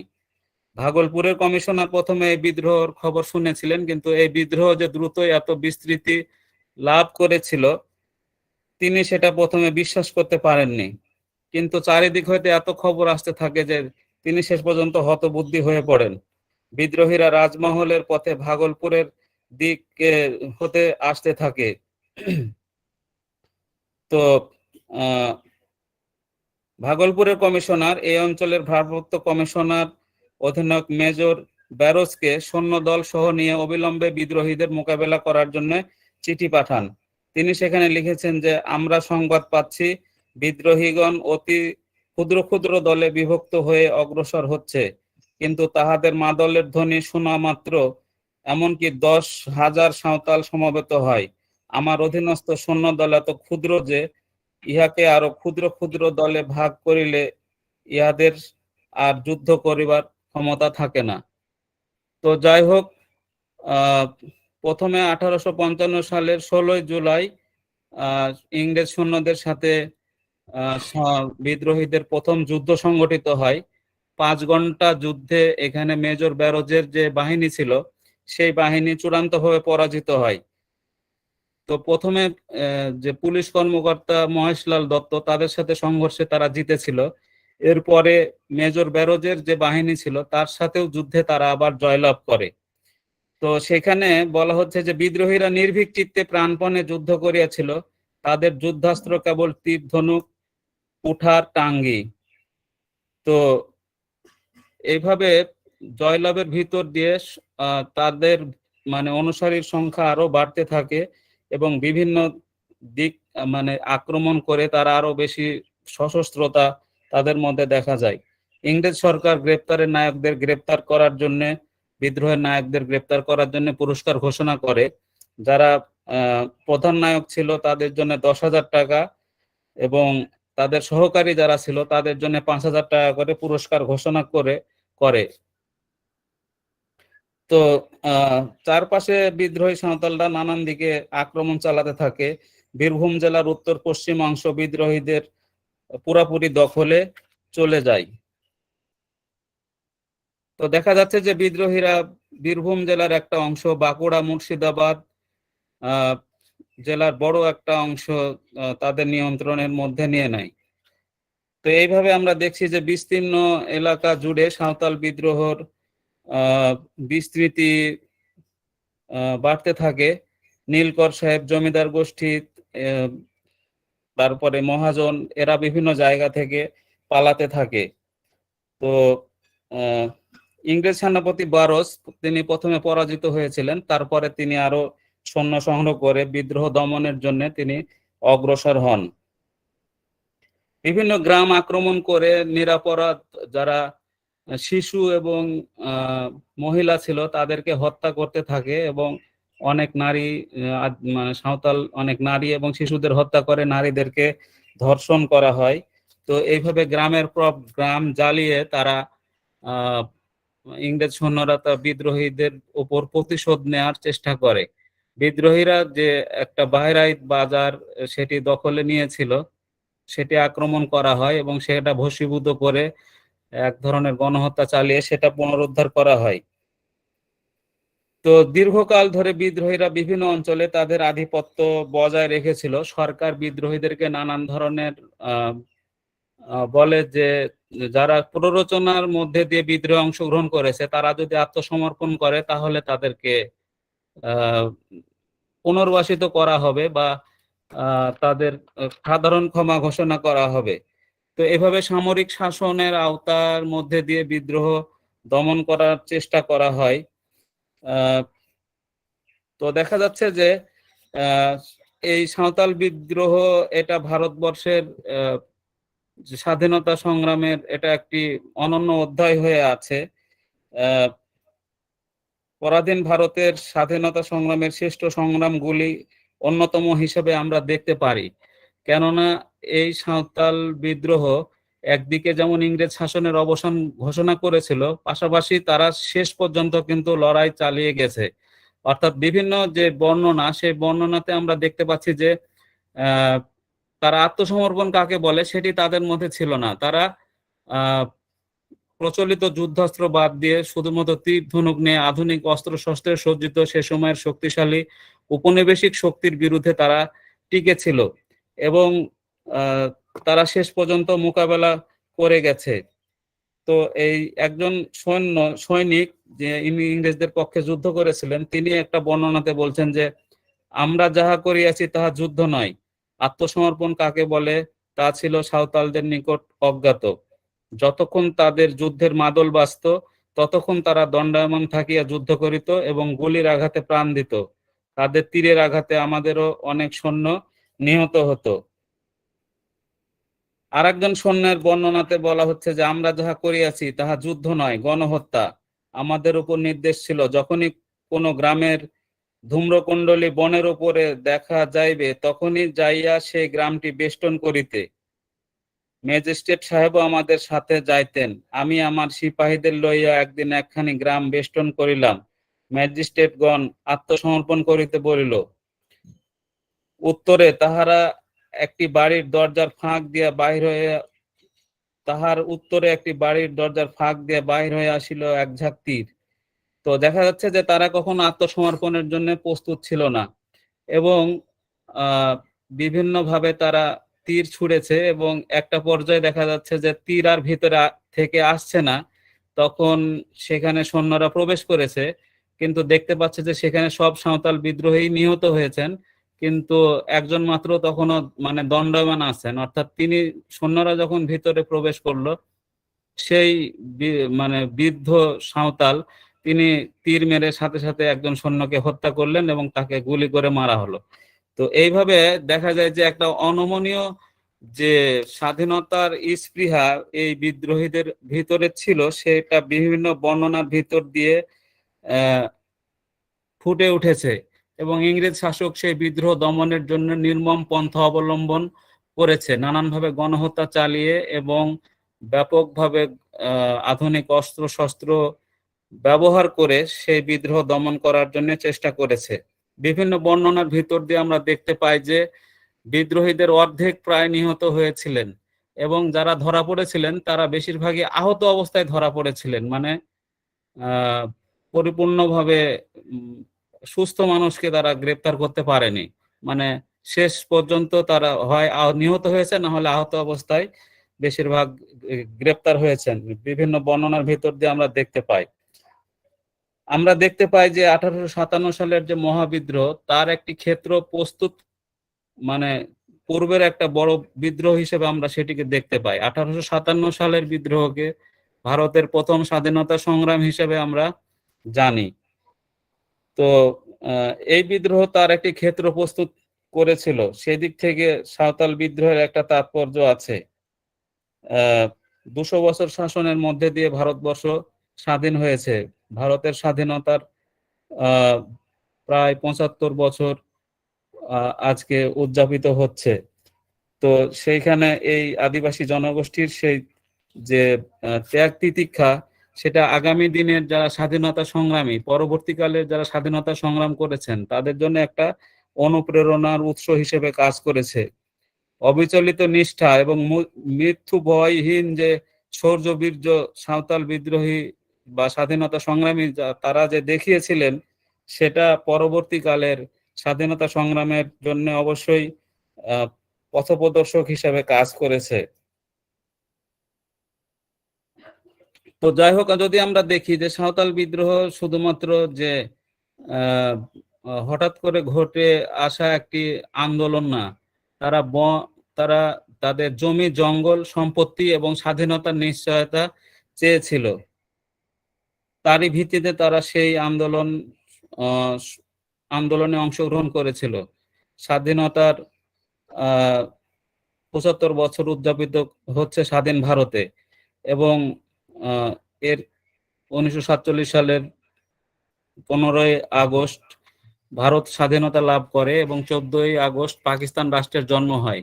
পরবর্তীকালে 1971 সালে মুক্তিযুদ্ধের মধ্যে দিয়ে পাকিস্তানের ভিতর থেকে স্বাধীন বাংলাদেশ রাষ্ট্রের আত্মপ্রকাশ ঘটেছে।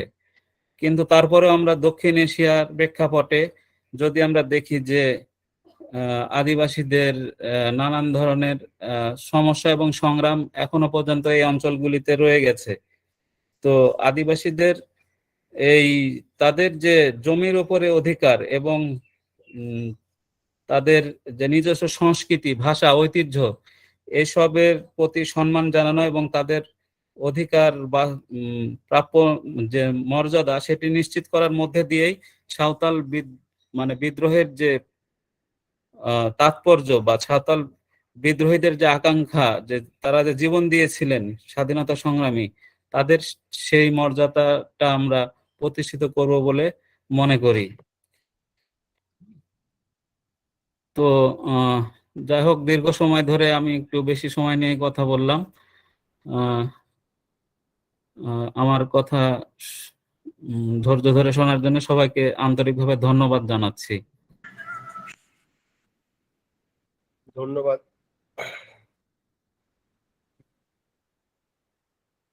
ধন্যবাদ ডক্টর মোহাম্মদ গোলাম সারওয়ার স্যারকে। স্যার, আপনার বক্তব্য শেষ, আর কিছু বলবেন?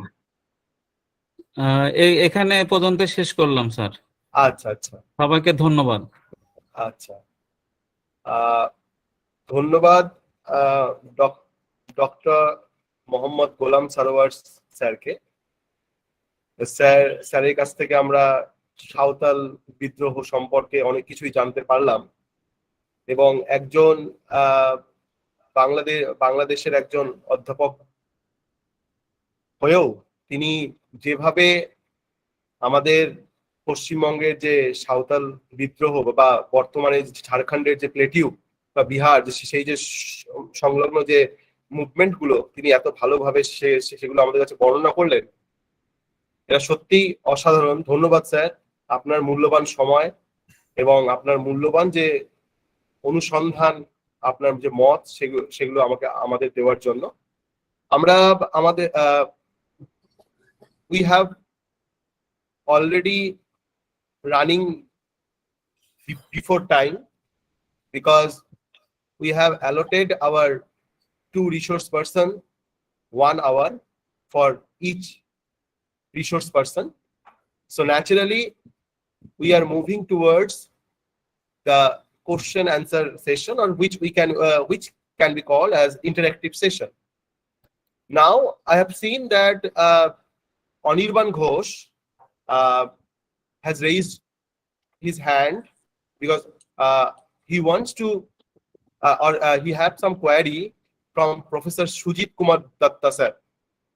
Anirban sir, are you there? Yes, I'm here.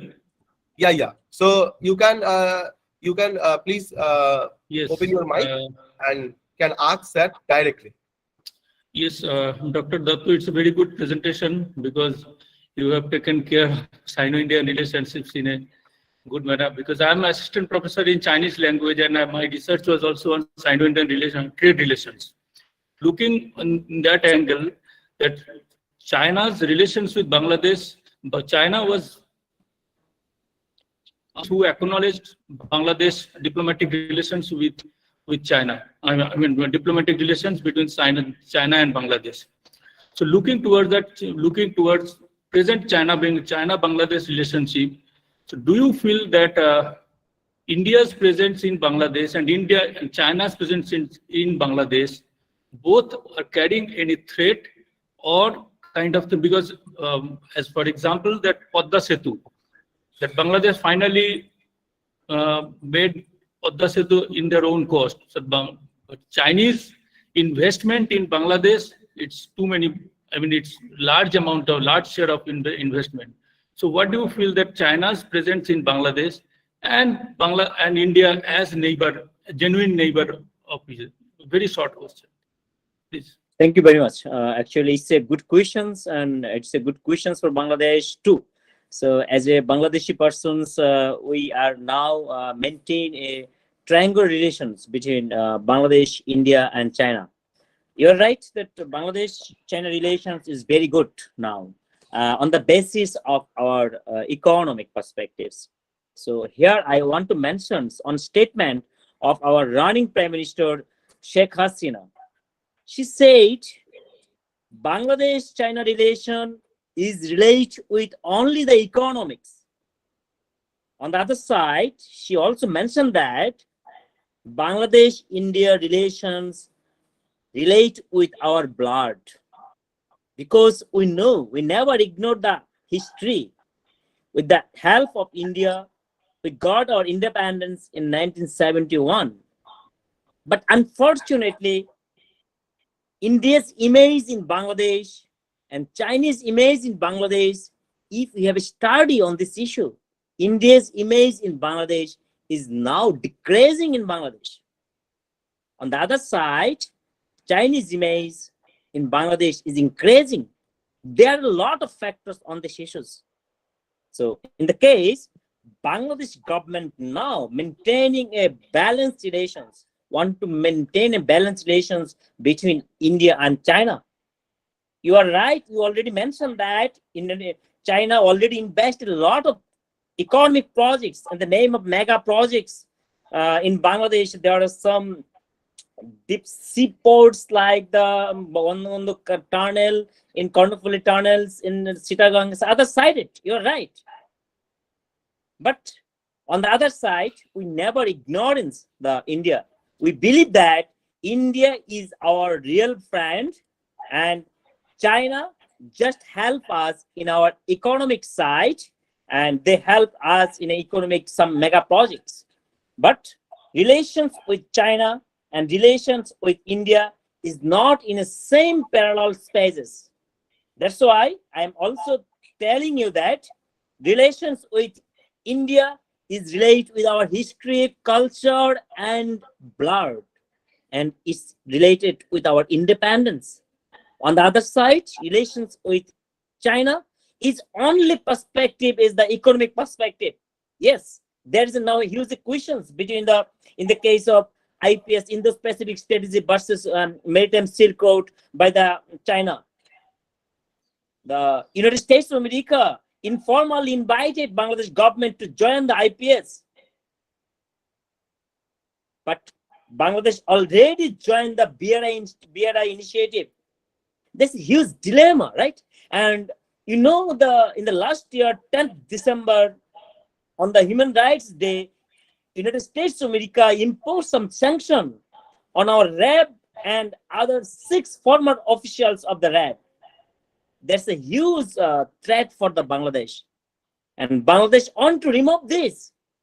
On the basis of Ukraine crisis, Bangladesh want to formulate a balanced policy. And even though in the case of Taiwan crisis, last 1 week ago, the Chinese foreign minister visited Bangladesh, and Bangladesh acknowledged again that Bangladesh always believe on one China policy. Yes, in our foreign policy, there are 4 main principles. One is friendship to all and alliance to none, and we always respect the other's sovereignty and we never interfere other states' internal issues. And we want to ensure the global peace. So that's why Bangladesh still want to maintain a balanced policy towards China and India. And we always remind, you may ask a question, so why the India's image is decreasing in Bangladesh? There are a lot of questions. There are a lot of factors have decreased this Indian image in Bangladesh. The one maybe is border killing in the case of Bangladesh, and water sharing issues, and NRC, you know the NRC, right? CA issues, it's a huge thing. We know that this treaty, right? The lots of factors are here. That's why the contemporary analysis for the Bangladesh perspective, the Indian image in Bangladesh is decreasing. On the other side, China is increasing. But in the case of Bangladesh government, as a student of international relations, I always encourage to formulate a balanced policy towards China and India. And we always remember that India is our real friend, not only on the case of geographical reality, but also in the case of historical perspectives. India helped in our liberation war. With the help of India, we got our independence in 1970. On that time, China didn't support us, even opposed us in our liberation war, even though China opposed to enter our United Nations in 1972. So we never forget this. But on the case of reality, on the case of present international political structural impact, we want to formulate a balanced policy towards India and China. Thank you, sir. Thank you for your next question, sir.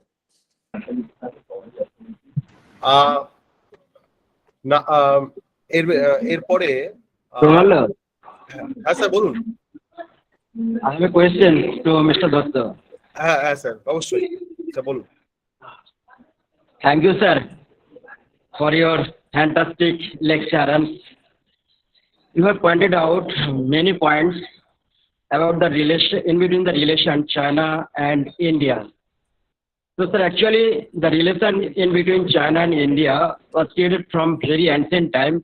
And after independence, when Jawaharlal Nehru took the foreign policy, non-aligned policy, and Panchashil policy also took for peace, for a coexistence, and after Bandhan Conference also a peace was created in between India and China. But after 58, when you have stated that in Indochin bye-bye, but in this slogan also another word is remain, Indochin bye-bye, ye jamin hamara hai. This slogan is going on by Chinese people. And from this time also, China occupied the border area of India. And after Pokhran nuclear test, the relation in between China and India was going on a worse position, because in that time in South Asia, Chinese thought that the another power also seated in South Asia. So actually, and present condition also, you know that some days ago also, the Dokalam problem also created in the border of Bhutan. And in that case also, Chinese, they forcefully occupied the border of Bhutan, by which it was a problem in between Chinese and India. And of course, you know that sometimes also terrorism, when the terrorism movement was going on India, in that time some terrorists of Pakistan, when they are declared by the India, the terrorists of the world, in that time, Chinese power, they were apply their veto, by which this relation is continue going on a worse position in case of South Asia politics. So in that hot situation, this is my question to you.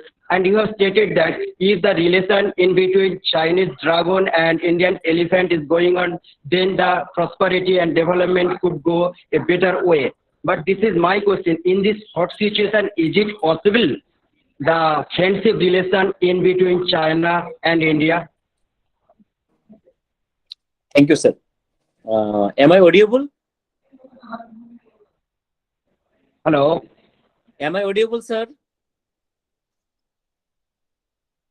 Do you hear me? Yes, sir. Yes, sir. Okay, thank you very much, sir. You are right. You got huge historical aspects, and in my presentations, I have divided the Sino-Indian relations in the 5 pages, and I named there. Number 1 is the recovery period from 1950 to 62, and number 2 is frozen period 1962 to 88. Number 3 is the escalation period, number 88 to 98. And number 4 is the cooperative period, 1980 to 2017. And the confrontation period is 2007 to 2022. Yes, you're right. And in my concluding sessions, I already highlighted the 2 things. If the Chinese dog and Indian elephants are going all together, it will be help. Yes, in the case of reality of international politics, it's totally impossible to go all together India and China. But there are some factors we may go to there, right? Like that, the SCO summit, the BRICS, in the case of India, IROS, in the case of Shanghai Cooperation Organization, SCO, India, Pakistan, and China are go all together. In the case of BRICS, India, China are going together. In the case of Indian Oceans rims, in the case of IORA, India, China are going together. In the case of South Asian perspective, maybe it's very much tough for things than India's elephant and Chinese dragon going all together. You're right. But in the case of global political scenario have changed and the dynamics is just changed. In the case of now, the global order has going on the multiple world order systems, and Sino-Indian relations, actually, I highlighted my points. The third party factors is more important. So how can India and China may go all together? Is it possible? That's my own questions. Because third party factors is more important. Third party means one is the major power in the global politics, like the United States of America and the Russia. And the other side, the South Asian politics, so Pakistan is one of the major important actors. So Pakistan never wants to normalize its relations between the China and India, because Pakistan is the all-weather friend of China. We know it. And Pakistan and India relation is not good so far from the established from the 1947 to 2022. Not good. So that's why, in the case of in your views, I am agree with you. In the reality, it's may very tough for India and China go all together. But there are some prospects like that. Shanghai Cooperation Organizations, India and China going all together. In the case of BRICS Summit, we may go all together. In the case of Indian Oceans Rims Organizations, India and China are going together. And some other non-traditional security perspectives, like the climate change diplomacy, India and China are going all together, like that. So in the case of terrorism, and both India and China are going all together. So if these factors may going to the all together, it will help India and China to move forward all together positively. That and the result, it may be impacted a positive role in the case of South Asian politics. Thank you, sir. Thank you. Anybody else who can ask a question to Dr. Sujit Kumar Datta? If you have any kind of inquiry, you can please open your mic, unmute your mic, or can ask sir. Otherwise, we will move to the questions which has been thrown to Dr. Mohammad Golam Sarwar sir. এই সওয়াল একটা প্রশ্ন করব সারোয়ার স্যারকে। Sir আমি বলছি আপনাকে গোলাম স্যারকে একটা স্যার বলুন স্যার। আমি স্যারের কাছে একটাই প্রশ্ন রাখছি যে সাঁওতাল বিদ্রোহকে কেন আমরা জাতীয় বিদ্রোহ বলি না? সাঁওতালরা অস্পৃশ্য বলে? এটাই আমার প্রশ্ন। সাঁওতাল বিদ্রোহ আমি দেখানোর চেষ্টা করেছি যে এটা হলো ভারতের একটা স্বাধীনতা সংগ্রাম, এটা নির্দিষ্ট একটা এলাকার মধ্যে বিদ্রোহটা মানে সারা ভারতবর্ষ জুড়ে বিদ্রোহের বিস্তৃতি ছিল না, বিদ্রোহের বিস্তৃতি ছিল নির্দিষ্ট কিছু এলাকা জুড়ে। সেই কারণে আমরা এটাকে ভারতবর্ষের স্বাধীনতা সংগ্রাম হিসেবে মানে সারা ভারতবর্ষের স্বাধীনতা সমস্ত জাতি জনগোষ্ঠীকে বিদ্রোহটা স্পর্শ করেনি। এটা ছিল বিদ্রোহের একটা দুর্বল দিক, শুধুমাত্র সাঁওতাল জনগোষ্ঠীর ভিতর থেকেই উঠে আসা ছিল, যার ফলে এটাকে সহজে চিহ্নিত করে যে দমন করে ফেলা, সেটা ইংরেজ শাসকেরা সহজেই সেটি করতে পেরেছিলেন। আমার কাছে সেটাই মনে হয়েছে যে এটা আসলে সমস্ত ভারত জাতিগোষ্ঠী যদি এখানে অংশগ্রহণ থাকতো তাহলে এই সাঁওতাল বিদ্রোহ মানে বিদ্রোহের সাথে সাথে এটা আরো মানে সফলতার দিকে অগ্রসর হতো। এটা বিদ্রোহের একটা দুর্বল দিক ছিল। অ্যাকচুয়ালি স্যার আমি যেটা জানতে চাইছি সেটা হচ্ছে পৃথিবীর কোনো বিদ্রোহই সমস্ত দেশের মধ্যে, ধরুন আমি যদি ফরাসি বিপ্লবের কথা বলি, সেটা কিন্তু সমগ্র ফ্রান্সেই ছড়িয়ে পড়েনি। আবার আমি যদি ভারত ছাড়ো আন্দোলন বলি, গোটা ভারতবর্ষে ছড়িয়ে পড়েছিল তাও কিন্তু নয়। আবার ভারত ছাড়ো আন্দোলন, আইন অমান্য আন্দোলন, অসহযোগ আন্দোলন, এগুলোকে যদি আমি দেখি, সেখানটায় দেখা যায় অনেক ক্ষেত্রে সংখ্যালঘুরা অংশগ্রহণই করেছিল, কিন্তু সারা ভারতবর্ষের সর্বোচ্চ সংখ্যালঘুরা অংশগ্রহণ করেছিল এমন কোনো কথা নয়। সুতরাং সেই সূত্র ধরে আমরা অনেকেই সিপাহী বিদ্রোহকে জাতীয় বিদ্রোহ বলে থাকছি, আবার কিন্তু যখন সাঁওতালরা বিদ্রোহ করছে তখন সেই বিদ্রোহকে ঠিক সেভাবে মানে ইন্ডিয়ান পলিটিক্সে হাইলাইট করা হচ্ছে না যে এটা একটা জাতীয় বিদ্রোহ বলে। আমার প্রশ্নটা এখানটাতেই। এটা অবশ্যই একটা জাতীয় বিদ্রোহ আমরা বলতে পারি, কেননা তারা সেখান থেকে জাতীয় রাষ্ট্র প্রতিষ্ঠা অর্থাৎ ইংরেজ শাসনকে উচ্ছেদ করে তারা তাদের শাসন ব্যবস্থা, ইংরেজ শাসন, জমিদারি শাসন এবং মহাজন এই সবার বিরুদ্ধেই তাদের বিদ্রোহটা ছিল। এটা ছিল একটা বিদ্রোহের বড় দিক। এবং তারা কখনো কিন্তু দিকু অর্থাৎ যারা শুধুমাত্র ঋণের সাথে সম্পর্কিত, যারা ঋণ দিচ্ছে, মহাজনী ব্যবসা চালাচ্ছে, সেসব বাঙালিদেরকে তারা শত্রু মনে করেছে। কিন্তু এর বাইরে মুমিন অর্থাৎ যারা কারিগর শ্রেণী মুসলমানদের মধ্যে এবং যারা নিম্ন বর্ণের মধ্যে আছে, মানে তাদেরই সম ইকোনমিক কন্ডিশনের ভিতরে আছে, তাদেরকে কিন্তু তারা শত্রু হিসেবে গণ্য করেনি। এবং সাঁওতাল জনগোষ্ঠীর বাইরে এই সমস্ত জনগোষ্ঠীরাও বিভিন্ন সময়ে বিদ্রোহীদের মানে সাহায্য করেছে বা বিদ্রোহে অংশগ্রহণ করেছে। সাঁওতাল বিদ্রোহের ভিতর দিয়ে যে বিচার হয়েছিল সেখানে কিন্তু সাঁওতাল ছাড়া আশেপাশের এই সমস্ত জনগোষ্ঠীর অনেকেই তারাও কিন্তু মানে দেখা যাচ্ছে যে তারাও ইংরেজরা তাদেরকেও গ্রেপ্তার করে এনেছে এবং বিদ্রোহীদের সাহায্য করার জন্য তাদেরকেও তারা শাস্তি দিয়েছে। তো যেভাবে 1857 সালের মহাবিদ্রোহ ভারতের প্রথম স্বাধীনতা সংগ্রাম বলা হচ্ছে, সেটা হাইলাইট হয়েছে, কিন্তু তার আগের যে সাঁওতাল জনগোষ্ঠীর এই যে মহান সংগ্রাম, সেটা আসলে ওইভাবে মানে হাইলাইট হয়নি, সেটা ঠিক। তবে এটাকে আমরা মানে জাতীয় মুক্তির সংগ্রামও আমরা বলতে পারি।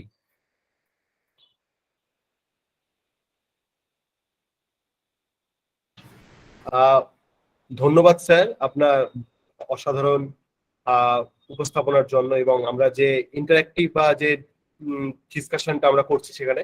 স্যার আপনার জন্য আরেকটা প্রশ্ন আছে। আমাদের এই কলেজের অধ্যাপক গোলাম মোর্তজা বলছেন যে সাঁওতালদের নৃতাত্ত্বিক পরিচয় কি?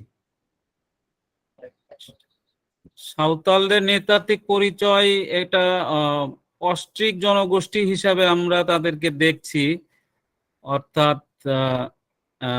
যে ভারতবর্ষের মূল 4টি জনগোষ্ঠী অস্ট্রিক, দ্রাবিড়, মঙ্গলয়েড এবং ককেশীয়, তো এদের মধ্যে সবচাইতে যে মানে যারা ভারতবর্ষে মানে এই অস্ট্রিক জনগোষ্ঠী এই অঞ্চলে প্রথম আসে, মানে প্রথম তারা এখানে যে জনগোষ্ঠী এসেছে তার মধ্যে অস্ট্রিককে বিবেচনা করা হচ্ছে। অস্ট্রিক বা অস্ট্রলয়েড জনগোষ্ঠীর অংশ হিসেবে সাঁওতাল বা এর সাথে ওরাও, মুন্ডা, এই সমস্ত জনগোষ্ঠীকে চিহ্নিত করা হয়ে থাকে। আচ্ছা স্যার, উনি আরেকটা প্রশ্ন করছেন আপনাকে, মহাবিদ্রোহে সাঁওতালদের কোনো ভূমিকা ছিল কি? মহাবিদ্রোহে শুধুমাত্র এটা সিপাহী বিদ্রোহ হিসেবে এটাকে আমরা বলতে পারি না। এর সাথে মহাবিদ্রোহ ভারতবর্ষের বিভিন্ন অঞ্চলে ছড়িয়েছিল এবং বিভিন্ন প্রান্তিক যে জনগোষ্ঠীগুলি তারা সে সমস্ত বিদ্রোহে অংশগ্রহণ করেছিল। আমরা যদি ভারতবর্ষের পরবর্তীকালের সমস্ত আন্দোলন দেখি, আদিবাসীদের একটা বিশাল অংশগ্রহণ আছে।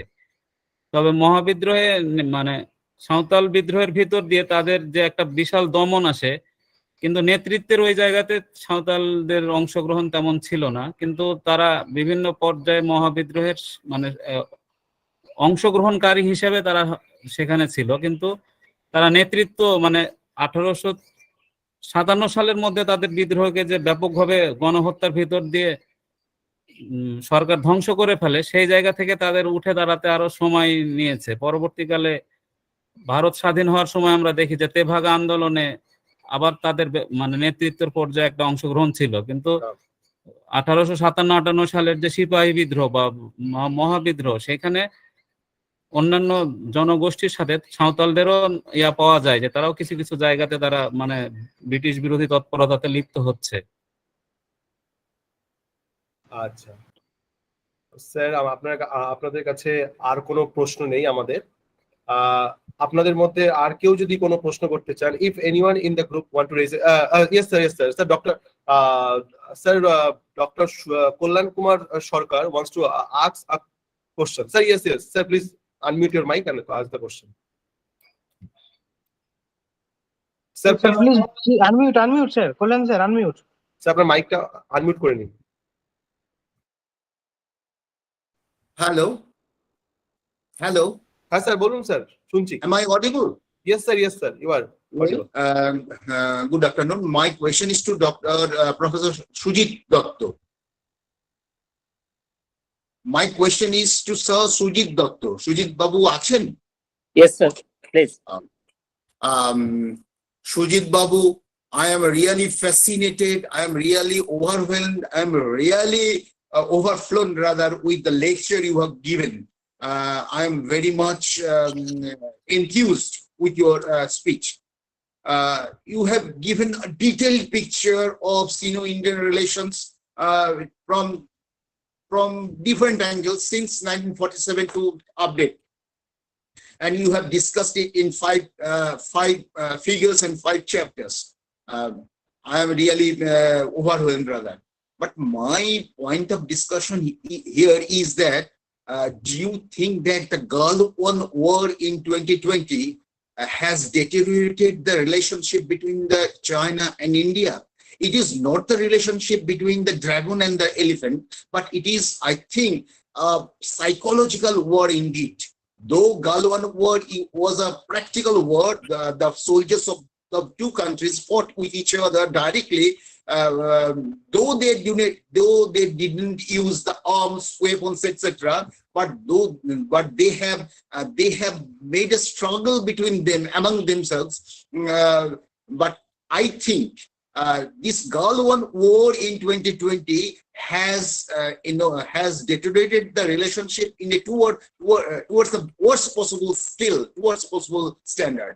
So I think, do you consider that Gulf War and the later on developments in the Sino-Indian relationship, in that perspective, is there any possibility of the mutual understanding, mutual relationship between India and China? You have already mentioned that third-party intervention maybe soothe, maybe soften the relationship, but third-party interventions will not incur further trouble. If United States of America or if Russia enters into the zone of these 2 countries, will it not be a barrier for the mutual relationship? Is it not the true that both the countries can mutually make mutual trust, mutual belief, mutual contract, all these things? But I think third-party intervention may deteriorate the conditions. This is my questions. I want to just know your view. This is not my question. This is my addition, and to speak very frankly, I have fascinated. Okay, now just your opinion regarding the third-party intervention, regarding the relationship after the Gulf period, etc., etc. Thank you so much, bhai. Thank you, sir, for your nice comments on my space. Really, it's appreciating. So actually, I'm highlighted two things here. That one is the third-party roles related with the major power politics in South Asian regions, and in the case of major power politics, relate with the only for the United States of America and the Russia. And other side is the Sino-Pakistan relations. Actually, is hampering the South Asian politics, and it's very hampering the to build up the relations in the Sino-Indian relations. So here I mentioned on things that in the case of Russia, in the case of Ukraine crisis, if you think, I in the last questions in the case I have mentioned some areas where India and China actually working all together after the Gulf War in 2020. In the case of Russia, you can think Russia-China relations and Russia-India relations almost positive, And in the case of India, actually formulating a balancing policy toward Russia and the United States of America. We know that in the case of South Asian politics, India is the only U.S. alliance in South Asia. But on the other side, India also maintain a good relation with Russia. So that's we're thinking about the Ukraine crisis in the same situations. But after this 2020 the border crisis, really you're right, the relations between two countries actually deteriorate in the case of huge great scale. You're right. But as a student of international relations, I think in the case of we are now fighting the COVID-19 pandemic, right? And Ukraine crisis, Taiwan crisis, and almost, of course, the ongoing trade war between the US and China, right? So the whole world actually facing a lot of financial crisis, even though in Bangladesh and other crises. In the case of South Asia, we are watching the Sri Lankan present situations. So that's why I'm very much optimistic on this issue that China, India maybe go all together in the future, because China, India's diplomatic relations is going through on the basis of Shanghai Cooperation Organizations, BRICS Summit, G20 Summit, Indian Oceans Rims Associations, and there are lots of things where China and India may work together. On the other side, I mentioned before that there are some non-traditional security prospects on the case of climate change,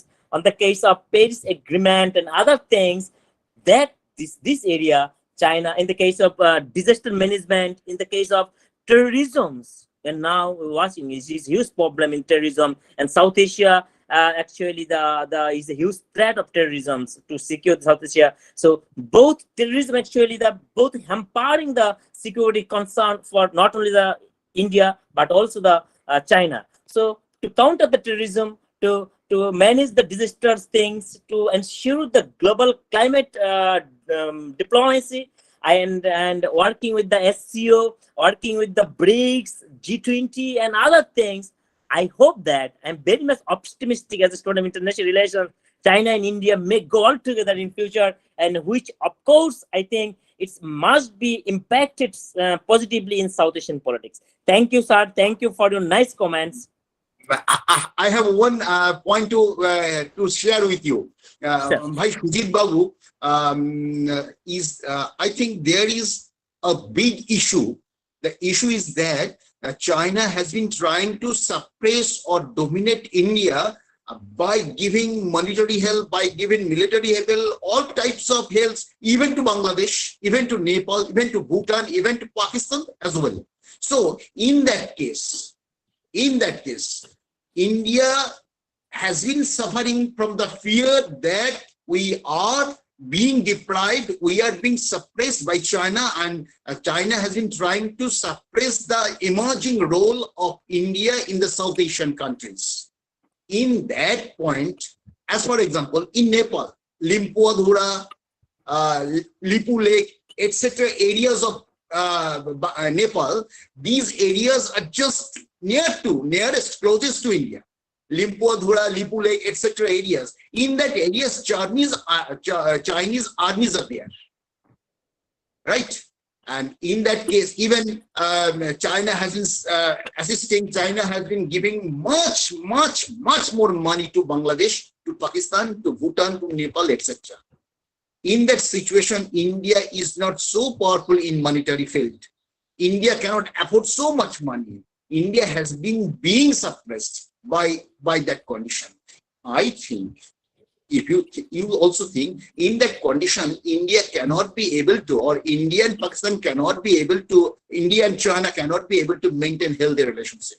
Still that, I am also optimistic. I am not romantic. I believe in the mutual relationship between China and India. In that, I want to pronounce that the very slogan "Hindi Chini Bhai Bhai." It comes once again, and we may be optimistic. I'm sure you are very much optimistic. Not only that, your speech has enlightened many new things.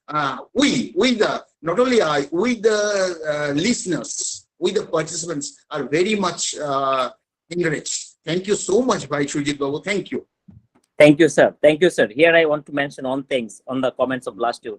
Yes, it's a very concerning issue for not only South Asian, but also the global.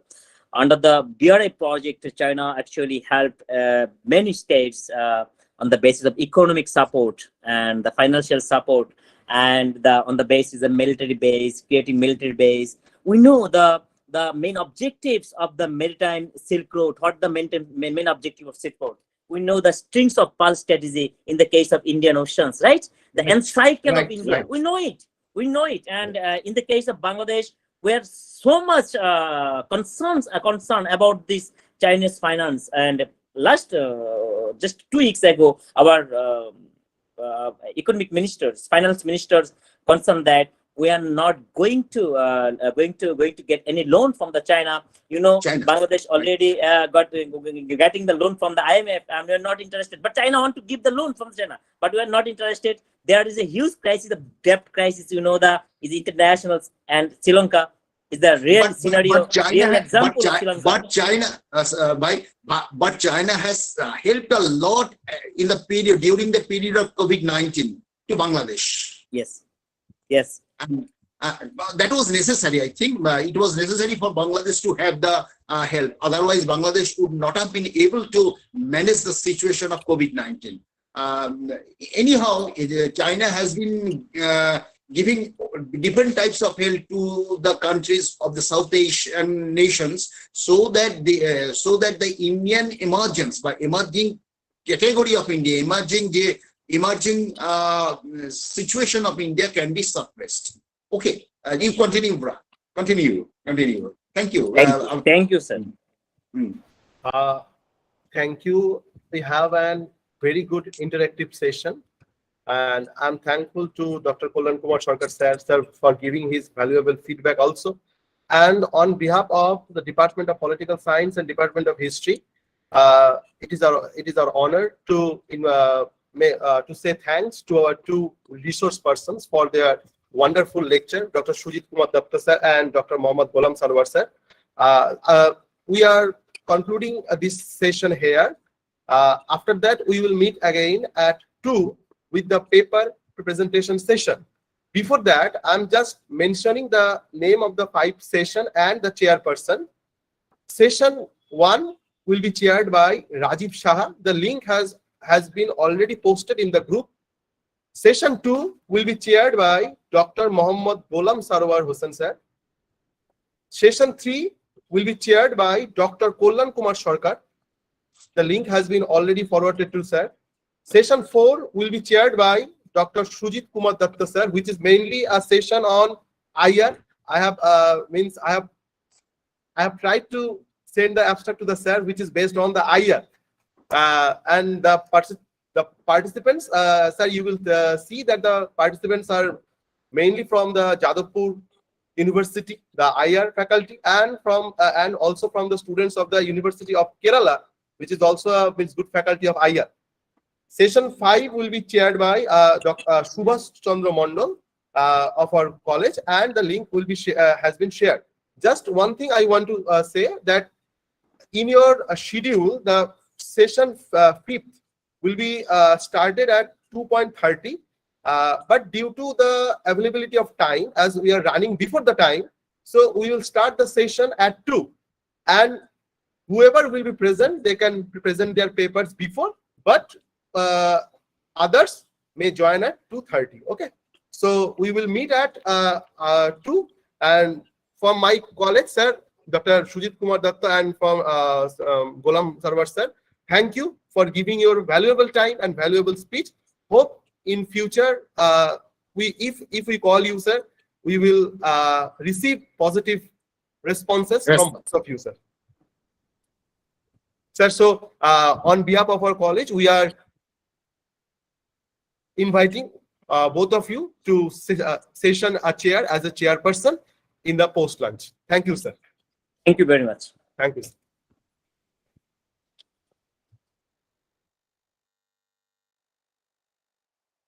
So you can take your lunch. All of you can take your lunch, and we will meet at 2 with the paper presentation session. Thank you all participants and all my faculties, delegates present here. Thank you. Thank you.